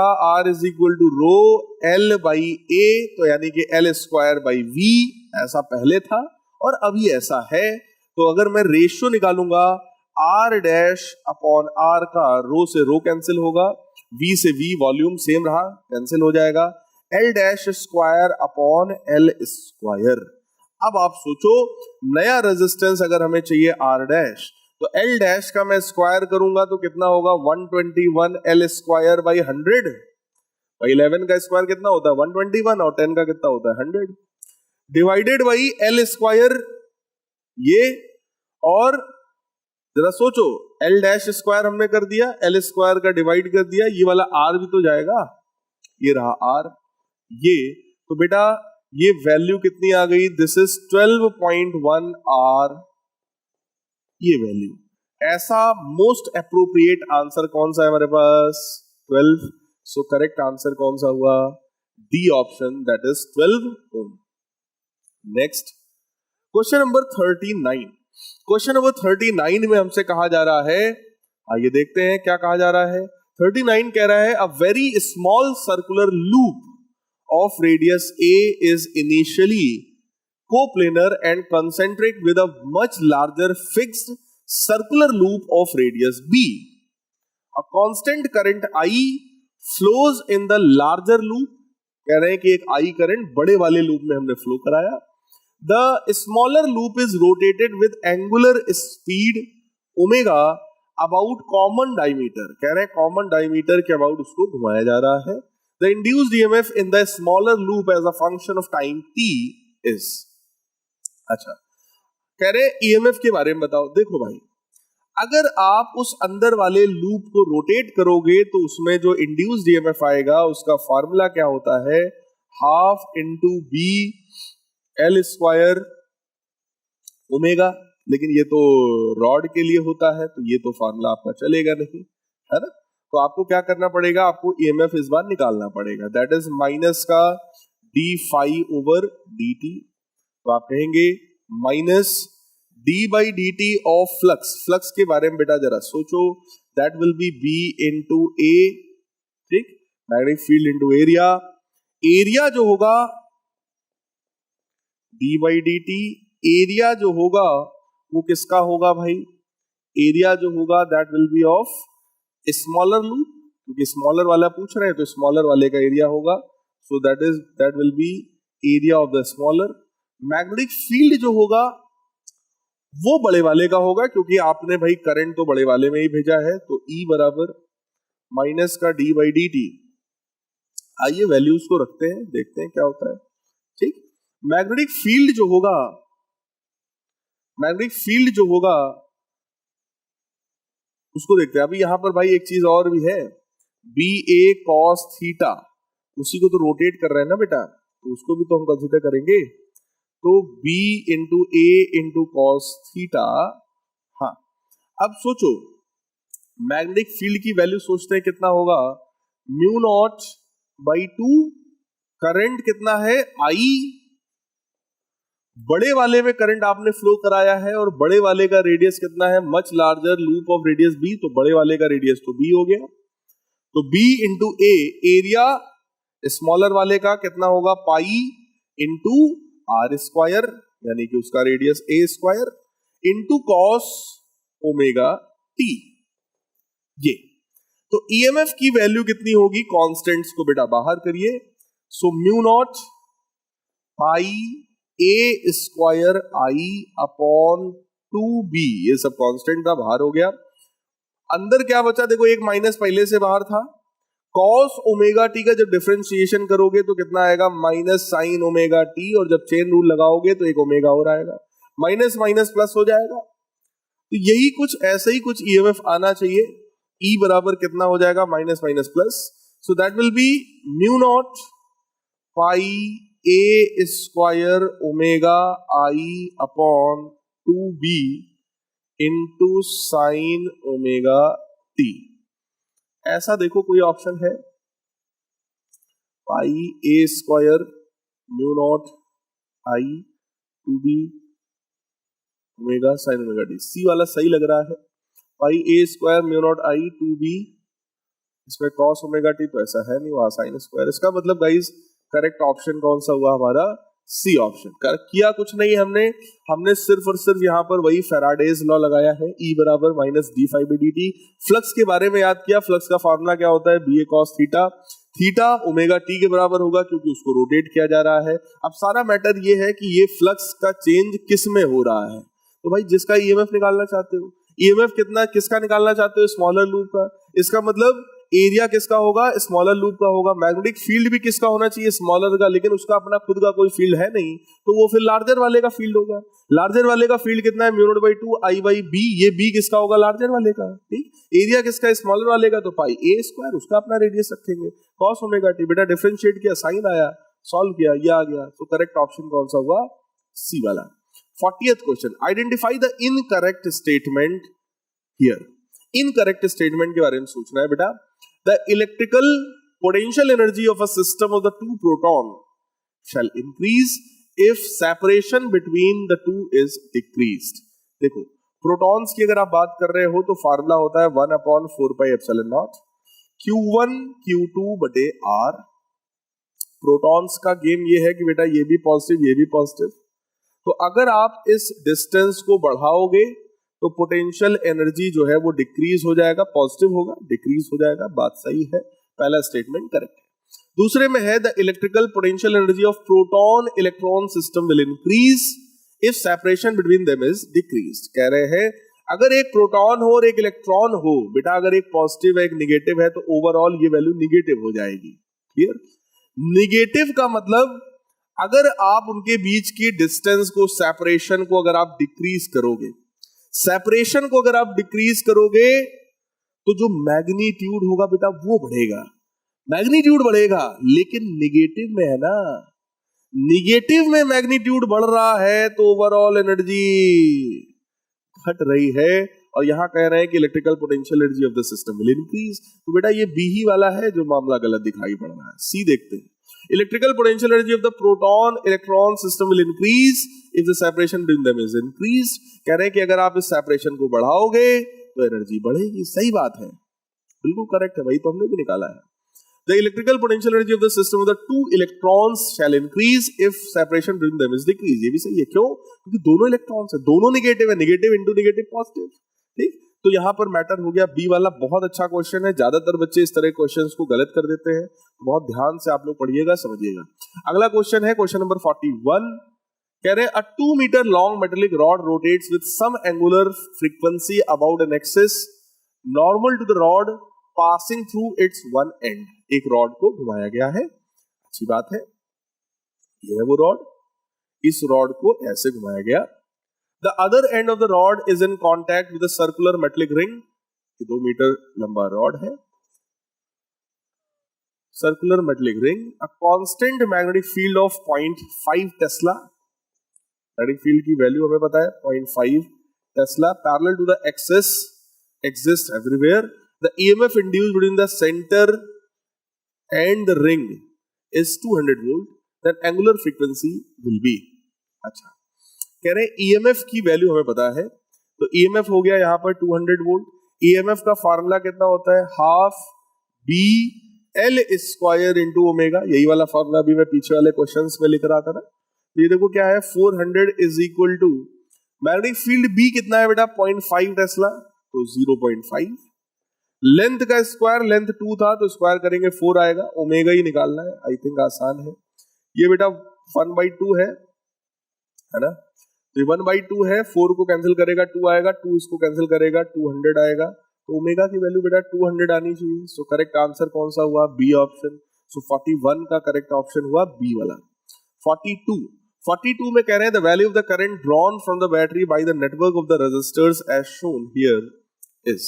देखो ध्यान से बेटा, यहां से आई करंट निकल के आ रहा होगा, ये बैटरी का प्लस है, ये बैटरी का माइनस है। बैटरी के प्लस से चेक करो, एक रेजिस्टर ये जुड़ा है और एक रेजिस्टर ये जुड़ा है, ये दोनों। बैटरी के माइनस से चेक करो, 2 रेजिस्टर्स ये जुड़े हैं और इनके बीच में एक रेजिस्टर ये जुड़ा हुआ है। ध्यान से देखिएगा, 8/4 इज इक्वल टू 4/2, बैलेंस्ड है। 8/4 2 आएगा, 4/2 भी 2 आएगा, तो ये बैलेंस्ड है। और अगर ये बैलेंस्ड है प्यारे बच्चों, तो यही बैलेंस्ड व्हीट स्टोन ब्रिज है। बैलेंस्ड व्हीट स्टोन ब्रिज है तो ये रेजिस्टर बिल्कुल हट जाएगा, इसका कोई मतलब नहीं है, इसमें कोई करंट जाएगा नहीं। तो अब जरा सोचो, जो करंट आया डिवाइड होगा, I1 गया इसमें और I2 गया नीचे, ऐसे होते हुए इसमें I2 जाएगा। तो अब आप सोचो, I1 सेम है, तो 4 और 8 हमारा सीरीज में हुआ 12, 2 और 4 हमारा सीरीज में हुआ 6, 12 और 6 हमारा पैरेलल में है, तो आंसर कितना आएगा, कितना आएगा भाई, upon 18, that is what, 4। So correct answer is 4। नहीं, हमको यहां क्या निकालना है, ये पढ़ो, हमको करंट निकालना है भाई साहब, हमको करंट निकालना है। अभी जो हम लोगों ने निकाला है ये क्या है, ये तो इक्विवेलेंट रेजिस्टेंस है, ये गलतियां नहीं करनी है, ये इक्विवेलेंट रेजिस्टेंस है। करंट अगर निकालोगे बेटा 4 वोल्ट है, तो करंट कितने का हुआ, 1 एम्पियर का हुआ। डी वाला ऑप्शन करेक्ट है, सी वाला नहीं करेक्ट है ना। सो करेक्ट आंसर 42 का कौन सा हुआ, डी वाला ऑप्शन। आइए नेक्स्ट क्वेश्चन पे बढ़ते हैं, 43 पर बढ़ते हैं, देखते हैं क्या है। In the given circuit with the steady current the capacitance of the capacitor will B. कह रहे कैपेसिटेंस की वैल्यू बताओ, कैपेसिटर का क्या होगा। अच्छा देखो भाई, डीसी सर्किट है, स्टेडी स्टेट की बेटा बात कर रहे हैं। स्टेडी स्टेट में होता क्या है कि कैपेसिटर बिल्कुल भी करंट फ्लो होने नहीं देगा, तो कैपेसिटर वाली ब्रांच में तो कोई करंट जाएगा नहीं। जो भी सारा करंट जाना है वो यहां से ऐसे निकलेगा, ऐसे घूमते हुए, यहां से पूरा का पूरा करंट ऐसे घूमते हुए वापस आ जाएगा। अगर मुझे उस करंट की वैल्यू निकालनी है बेटा, तो मैं कैसे निकालूंगा, देखो 12 और ये 6 अपोज कर रहा है, तो 12 माइनस 6 हो जाएगा, डिवाइडेड बाई 2 + 1 यानी कि 3 हो जाएगा। तो ये कितना हुआ, 6/3 यानी कि 2 एम्पियर। 2 एम्पियर का करंट यहां से निकलेगा। हमको इसमें पूछ रहा है इसका कैपेसिटेंस कितना है, तो ये देखते हैं। अगर इसका वोल्टेज मिल जाएगा तो काम चलेगा, क्योंकि Q बराबर CV होता है। ठीक, वोल्टेज निकाल लो, कैपेसिटेंस आ जाएगा, क्योंकि चार्ज तो हमें पता है। वोल्टेज कैसे पता चलेगा बेटा, सोचो, अगर ये 12 वोल्ट है, 2 एम्पियर का करंट जाएगा, तो इसके क्रॉस वोल्टेज का ड्रॉप कितना होगा, V बराबर IR यानी कि 4 वोल्ट। 12 था, 4 वोल्ट ड्रॉप हो गया, कितना बचा, 8 वोल्ट। वो 8 वोल्ट ऊपर वाले ब्रांच के साथ पैरेलल में है, मतलब इस वाली ब्रांच का पोटेंशियल भी कितना हुआ, 8 वोल्ट। 8 में से 6 इनके पास है, तो कितना बचा, 2 वोल्ट। तो इसका पोटेंशियल आ गया 2 volt. So 10 micro is equal to C times 2 volt. तो C का मैग्नीट्यूड कितना आया, 5 माइक्रो। 5 माइक्रो जैसा ऑप्शन कौन सा है, डी। सो करेक्ट ऑप्शन कौन सा हुआ। Next question, question number 44। Question number 44 में कह रहे हैं the figure shows electric potential V as a function of X। कह रहे हैं कि ये पोटेंशियल डिफरेंस और हमारा जो पोजीशन है उसके बीच का ग्राफ है। Rank the 4 regions according to the magnitude of X component of the electric field within them with the greatest first. अच्छा देखो बेटा, हमारे पास फार्मूला होता है E बराबर माइनस का dV ओवर dx। क्लियर, मतलब dV by dx का मतलब होगा इस ग्राफ का स्लोप। ठीक, अगर पहले वाले रीजन में देखो तो पोटेंशियल की वैल्यू कांस्टेंट है, तो इस रीजन में इलेक्ट्रिक फील्ड कितना होगा? जीरो। E1 zero. E3 देखोगे तो यहां भी जीरो, ये भी जीरो। सारा मैटर है E2 और E4 का। E2 के बारे में सोचो। E2 के बारे में अगर मैं सोचूंगा, देखो सेकंड वाले रीजन में ये बढ़ रहा है, स्लोप पॉजिटिव है, स्लोप पॉजिटिव है, बाहर निगेटिव है, तो ओवरऑल निगेटिव हो जाएगा। यहां फोर्थ वाले रीजन में अगर हम ध्यान से देखेंगे, स्लोप डिक्रीजिंग है, स्लोप निगेटिव होगा, निगेटिव निगेटिव पॉजिटिव हो जाएगा। क्लियर? अब सोचो ग्रेटेस्ट कौन है? जीरो वाला, पॉजिटिव वाला, तो पॉजिटिव वाला। E4 सबसे बड़ा है, ये तो निगेटिव है, तो उसके बीच में ये और ये आ जाएगा। तो सबसे बड़ा E4, फिर E1 और E3 बराबर है, फिर E2। ऐसा कौन सा ऑप्शन है बराबर वाला? तो केवल इसमें है, इसमें है। E1 और E3 बराबर है, सही बात है। E2 ग्रेटर है, गलत है। तो सेकंड ऑप्शन ये वाला करेक्ट है बेटा। चेक करो, सबसे बड़ा कौन है? E4, yes positive. E1 E3 zero है, और फिर सबसे छोटा है निगेटिव वाला E2। बढ़िया क्वेश्चन था। अब आ गए हमारे असर्शन रीजन वाले क्वेश्चंस। 4 ऑप्शंस होते हैं, आपको पता है। असर्शन रीजन दोनों ट्रू है, और रीजन जो है वो करेक्ट एक्सप्लेनेशन है। असर्शन रीजन दोनों ट्रू है, रीजन जो है करेक्ट एक्सप्लेनेशन नहीं है। असर्शन ट्रू है बट रीजन फॉल्स है, असर्शन फॉल्स है और रीजन भी फॉल्स है। ऐसे क्वेश्चंस हैं। आइए देखते हैं नेक्स्ट कुछ क्वेश्चंस असर्शन रीजन वाले। 45 क्वेश्चन है। An electric field line pattern can include an infinite number of field lines, but two field lines can never intersect each other. कह रहे हैं इलेक्ट्रिक फील्ड लाइंस के पैटर्न में बहुत सारी लाइंस हो सकती है, लेकिन वो कभी भी इंटरसेक्ट नहीं करेंगे। बिल्कुल सही बात है। Reason, the tangent drawn at the point of intersection of the two field lines gives the direction of the electric field. बिल्कुल सही है। सो गाइज ए ऑप्शन, क्योंकि पॉइंट ऑफ इंटरसेक्शन पे ये सबको रटा होगा। पॉइंट ऑफ इंटरसेक्शन पे दो डिफरेंट डायरेक्शंस ऑफ टेंजेंट होती है, जो कि दो नेट इलेक्ट्रिक फील्ड की डायरेक्शन शो करती है, जो कि पॉसिबल नहीं है। Next assertion, long distance transmission of AC is carried out at extremely low voltages to reduce energy dissipation. गलत है। लो वोल्टेज पर नहीं, बहुत हाई वोल्टेज पर होता है। इसीलिए जब आप लोग ट्रेन वगैरह से ट्रेवल करते होंगे तो आपको जो पैरेलल में ऐसे वायर्स, मोटे मोटे वायर्स दिखाई पड़ते हैं, तो उन वायर्स में जगह जगह पे लिखा होता है ना 22,000 वोल्ट खतरा, ऐसा। तो कहने का मतलब क्या है? 22,000 वोल्ट, 44,000 वोल्ट। इसका मतलब बेटा क्या हुआ? हाई वोल्टेज है ना, लो कैसा हुआ? तो असर्शन रॉन्ग है। असर्शन रॉन्ग वाला एक ही स्टेटमेंट है, एंड दैट इज डी। तो हमको रीजन पढ़ने की जरूरत ही नहीं है। वैसे लिखा है लॉन्ग डिस्टेंस ट्रांसमिशन में थिन वायर्स आर यूज। तो यार झालर वाली लाइट इसमें थोड़ी ना यूज करेंगे, दिवाली का समय है। ये झालर वाली लाइट जो थिन वायर्स होते हैं वो तो झालर में लगते हैं भाई। लॉन्ग ट्रांसमिशन में कहां ये यूज होगा? उसमें तो थिक वायर्स चाहिए ना भाई साहब। सो ये हो गया गलत। आते हैं 47 देखते हैं। Assertion, magnetic field lines will be circular if the current is flowing through the straight wire. सही है। कह रहे हैं मैग्नेटिक फील्ड लाइन सर्कुलर होगी अगर करंट जो है स्ट्रेट वायर में है, तो बिल्कुल सही है, क्योंकि किसी भी स्ट्रेट करंट कैरिंग वायर के आसपास मैग्नेटिक फील्ड लाइंस ऐसे होती है ना, सर्कुलर। करेक्ट है। According to Fleming's left hand rule, direction of the force is parallel to the magnetic field. बिल्कुल गलत है, सी वाला ऑप्शन।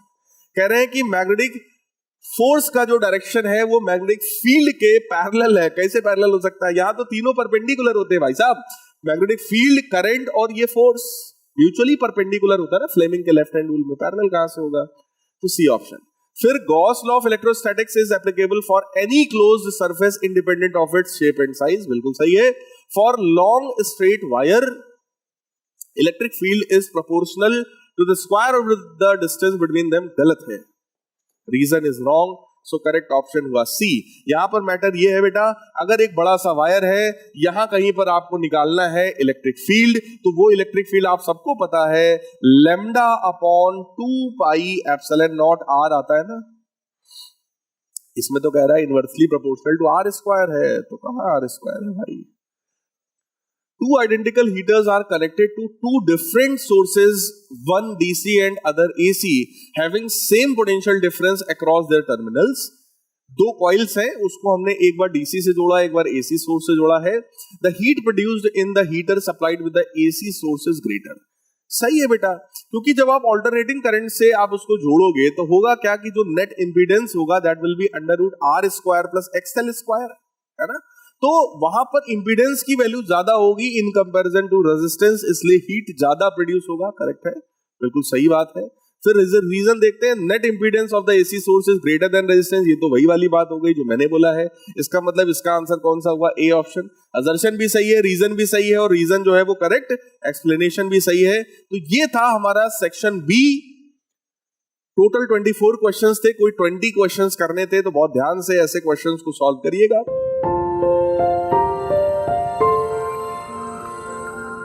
आते हैं अपने लास्ट सेक्शन पे। सेक्शन सी में टोटल 6 क्वेश्चंस है, 5 करने हैं, ज्यादा करने का फायदा नहीं है, चेक नहीं किया जाएगा, इसलिए लिमिटेड करिएगा। क्वेश्चन नंबर 50 देखो, 50वां क्वेश्चन। हालांकि इस तरह क्वेश्चन एक बार पहले भी हम लोग सैंपल पेपर में कर चुके हैं। कहा गया in the circuit shown below the key K is closed at T is equal to 0, the current through the battery is. Battery के थ्रू हमें करंट के बारे में सोचना है। बेटा होगा क्या, जब इधर से करंट निकल रहा होगा तो जरा सोचो, T बराबर 0 पर, मैंने अभी ड्यूरिंग सोल्यूशन पेपर में बताया था अभी आपको कि इंडक्टर का नेचर होता है कि इनिशियली इनफाइनाइट रेजिस्टेंस ऑफर करता है, तो इसमें बिल्कुल भी करंट नहीं जाएगा इनिशियली। तो इनिशियली सारा करंट ऐसे घूम जाएगा, इससे होता हुआ जाएगा। उस करंट की अगर वैल्यू आई की वैल्यू अगर कोई पूछेगा तो that will B simple V/R2। तो T बराबर 0 पे करंट की वैल्यू V/R2 होना चाहिए, जो कि B में भी है और C में भी है। फिर T बराबर इनफाइनाइट पे देखते हैं। इनफाइनाइट पे क्या होगा, ये एक सिंपल ऐसे हो जाएगा, एकदम कोई रेजिस्टेंस ऑफर नहीं करेगा। उस समय R1 और R2 हमारा क्या है, पैरेलल में हो जाएगा। अगर ये दोनों पैरेलल में है तो इनका इक्विवेलेंट रेजिस्टेंस कितना होगा बेटा, R1 R2 upon R1 plus R2। अब अगर हमसे पूछा जाए करंट की वैल्यू कितनी है फाइनली, ठीक है, बाद में करंट की वैल्यू आप पूछोगे तो कितना हो जाएगा, V upon R1 R2 upon R1 plus R2, तो वो मल्टीप्लाई में पहुंच जाएगा। So that will be something, B option is correct, क्योंकि बी में ही ऐसा है, V times R1 plus R2 upon R1 R2। देखो अंडर रूट वाला ये टर्म, इस तरह का टर्म तो यहाँ होगा नहीं, ठीक है, तो ये तो बिल्कुल ही गलत है, ठीक। सो बी ऑप्शन जो है हमारा वही करेक्ट है। नेक्स्ट क्या हुआ, क्वेश्चन नंबर 51 को देखते हैं। 51 में हमसे कहा जा रहा है, the figure shows certain wire segments join together to form coplanar loop. अच्छा, the loop is placed in perpendicular magnetic field in the region going into the plane of the figure. The magnitude of the field is increasing with time and I1 and I2 are the current in the segments AB and CD। देखो बेटा, ये A है, ये B है, इसमें जो current है that is I1। CD वाला सेगमेंट ये है, C है, ये D है, इसमें जो करंट है दैट इज I2। हमसे कह रहे हैं मैग्नेटिक फील्ड जो है वो इंक्रीजिंग है। अगर फील्ड इंक्रीजिंग है तो अंदर वाले में आप सोचो उसकी वजह से करंट कैसा होगा। फील्ड अगर इंक्रीजिंग है तो अंदर वाले में करंट होगा कैसा, इस तरीके का, क्लॉकवाइज, ठीक। तो बाहर वाले में जो करंट होगा वो कैसा हो जाएगा भाई, that will B anti clockwise, like this. भाई करंट ऐसे आएगा ना, ऐसे आएगा, ऐसे घूमता हुआ वापस लौट जाएगा, लाइक दिस। अब आइए देखते हैं यहां पर, I1 is less than I2, I1 is in the direction of BA, I2 is in the direction of CD, I1 is in the direction of AB, and I2 is in the direction of DC. Which of the following statement is are correct? ठीक है बेटा, केवल C वाला option correct है, यही वाला third वाला है ना, क्योंकि इसी में कह रहे हैं I1 is in the direction of AB, तो A से B में I1 है और D से C में I2 है, बिल्कुल करेक्ट है। तो only first, only second, only third, तो ओनली थर्ड, इसका मतलब करेक्ट ऑप्शन कौन सा हुआ, सी वाला। सेकंड तो गलत ही है, स्टेटमेंट बिल्कुल गलत है। कह रहे हैं I1 लेस देन I2, ये भी स्टेटमेंट गलत है, क्योंकि जो करंट इसमें है वही तो उसमें है भाई, वही वाला करंट तो घूम रहा है, तो कम ज्यादा होने का भी कोई मतलब नहीं है, ठीक। आइए अब आते हैं हमारी केस स्टडी पर, और केस स्टडी का सबको इंतजार रहता है कि इस वाले सैंपल पेपर में कौन सा केस स्टडी है। तो भाई साहब ये केस स्टडी है मैग्नेट्स के ऊपर। Magnet is a material or object that produces magnetic field. This magnetic field is invisible but is responsible for most notable property of magnet, which is a force that pulls on other ferromagnetic materials such as iron, steel, nickel, cobalt, etc. and attracts or repels other magnets. An everyday example is a refrigerator magnet used to hold notes on a refrigerator door. Magnetic moment, also called magnetic dipole moment and usually denoted by small m, is a vector that characterizes the magnet's overall magnetic properties. कह रहे हैं कि सारी magnetic property इसी magnetic dipole moment से हम लोग define करते हैं. For a bar magnet, direction of the magnetic moment points from the magnet's south pole to magnet's north pole. कह रहे हैं किसी बार मैग्नेट के लिए डायरेक्शन साउथ से नॉर्थ की तरफ होता है. And the magnitude relates how strong and how far apart these poles are. कह रहे हैं इसका जो मैग्नीट्यूड है ये बताता है कि वो पोल्स कितने पास हैं या पोल्स कितने दूर हैं. अब आइए इस पर बेस्ड देखते हैं भाई क्वेश्चंस में क्या है. Question number 52. A magnetic dipole which is arrangement of two magnetic poles of equal and opposite strength separated by some distance is placed in a uniform magnetic field. The net magnetic field on the dipole, कह रहे हैं net magnetic field dipole पे कितना होगा, is always zero, depends on orientation of the dipole, can never be zero, depends on the strength of the dipole. देखो बेटा, magnetic dipole है which is arrangement of two magnetic poles of equal and opposite strength. तो इस तरीके का magnetic dipole होगा. एक मान लो नॉर्थ पोल है तो एक साउथ होगा. इसको अगर मैं QM इसका पोल स्ट्रेंथ दिखा रहा हूं तो इसका पोल स्ट्रेंथ होगा -QM. Separated by some distance. Net force के बारे में पूछ रहे हैं तो बेटा क्योंकि दोनों चार्जेस इक्वल एंड अपोजिट हैं, दोनों एक दूसरे को अट्रैक्ट रिपेल करेंगे, तो होगा क्या, अपोजिट है तो वैसे अट्रैक्ट ही करेंगे. तो यहां पर जो नेट फोर्स होगा वो हमेशा कितना हो जाएगा, 0. That will B equal and opposite, क्योंकि फोर्सेस इक्वल एंड अपोजिट है, चाहे मैग्नेटिक डाइपोल हो चाहे इलेक्ट्रिक डाइपोल हो. इलेक्ट्रिक डाइपोल में भी यही होता है कि पॉजिटिव चार्ज पे फोर्स अगर इधर लगा तो नेगेटिव पे इधर लगा, दोनों एक दूसरे को क्या करेंगे, कैंसिल कर देंगे. तो नेट वैल्यू क्या हो जाएगा, 0 हो जाएगा. फोर्स 0. 53 में स्टेटमेंट 1 कह रहे हैं two lines of force due to bar magnet intersect each other at a point near the pole. कह रहे हैं कि दो lines of force bar magnet की वजह से जो होता है वो इंटरसेक्ट करता है पोल के पास. स्टेटमेंट 2 है two lines of force due to magnet intersect each other at neutral points, which of the following statement is correct. तो बेटा यहां पर देखो, देखने वाली बात यह है कि इंटरसेक्ट करने कराने की बात कर रहे हैं. भाई साहब इंटरसेक्शन तो होता ही नहीं है. दो मैग्नेटिक फील्ड लाइंस चाहे अंदर बाहर नल पॉइंट पे, न्यूट्रल पॉइंट पे या किसी भी पोल पर कहीं भी इंटरसेक्ट नहीं करता है, इसलिए एक भी ऑप्शन यहां पर करेक्ट नहीं है, इसलिए डी ऑप्शन करेक्ट हुआ. नेक्स्ट सेकेंड लास्ट क्वेश्चन है the ultimate individual unit of magnetism in any magnet is north pole, south pole, dipole, quadrupole. तो बेटा सी वाला ऑप्शन करेक्ट है, क्योंकि मिनिमम यहां पे दो पोल्स होंगे, डाईपोल, एक साउथ एक नॉर्थ. एक इंडिविजुअल नॉर्थ या साउथ हम प्रोड्यूस नहीं कर सकते भाई. लास्ट क्वेश्चन है a magnet of magnetic movement m and pole strength small m is divided into two equal parts as shown in the figure. The magnetic moment of the each part will be. देखो बेटा pole strength अगर m था तो दोनों का pole strength आधा आधा हो जाएगा, क्योंकि आपने उसको बीच से ऐसे काटा है तो आधा आधा हो गया. अब आपसे यही कह रहे हैं then magnetic movement of the each part, हर एक पार्ट का मैग्नेटिक मूवमेंट निकालोगे तो लेंथ तो सेम है, पोल स्ट्रेंथ आधा हो गया तो मैग्नेटिक मूवमेंट जो होगा वो भी हमारा आधा हो जाएगा. सो 55 क्वेश्चन का हमारा आंसर कौन सा हुआ, हाफ, यानी कि सेकंड वाला. सो गाइज ये था हमारा सैंपल पेपर नंबर 6. धड़ाधड़ सब लोग खूब प्रैक्टिस करते रहिए. जरा भी कहीं भी डाउट हुआ हो कमेंट करके जरूर बताइएगा.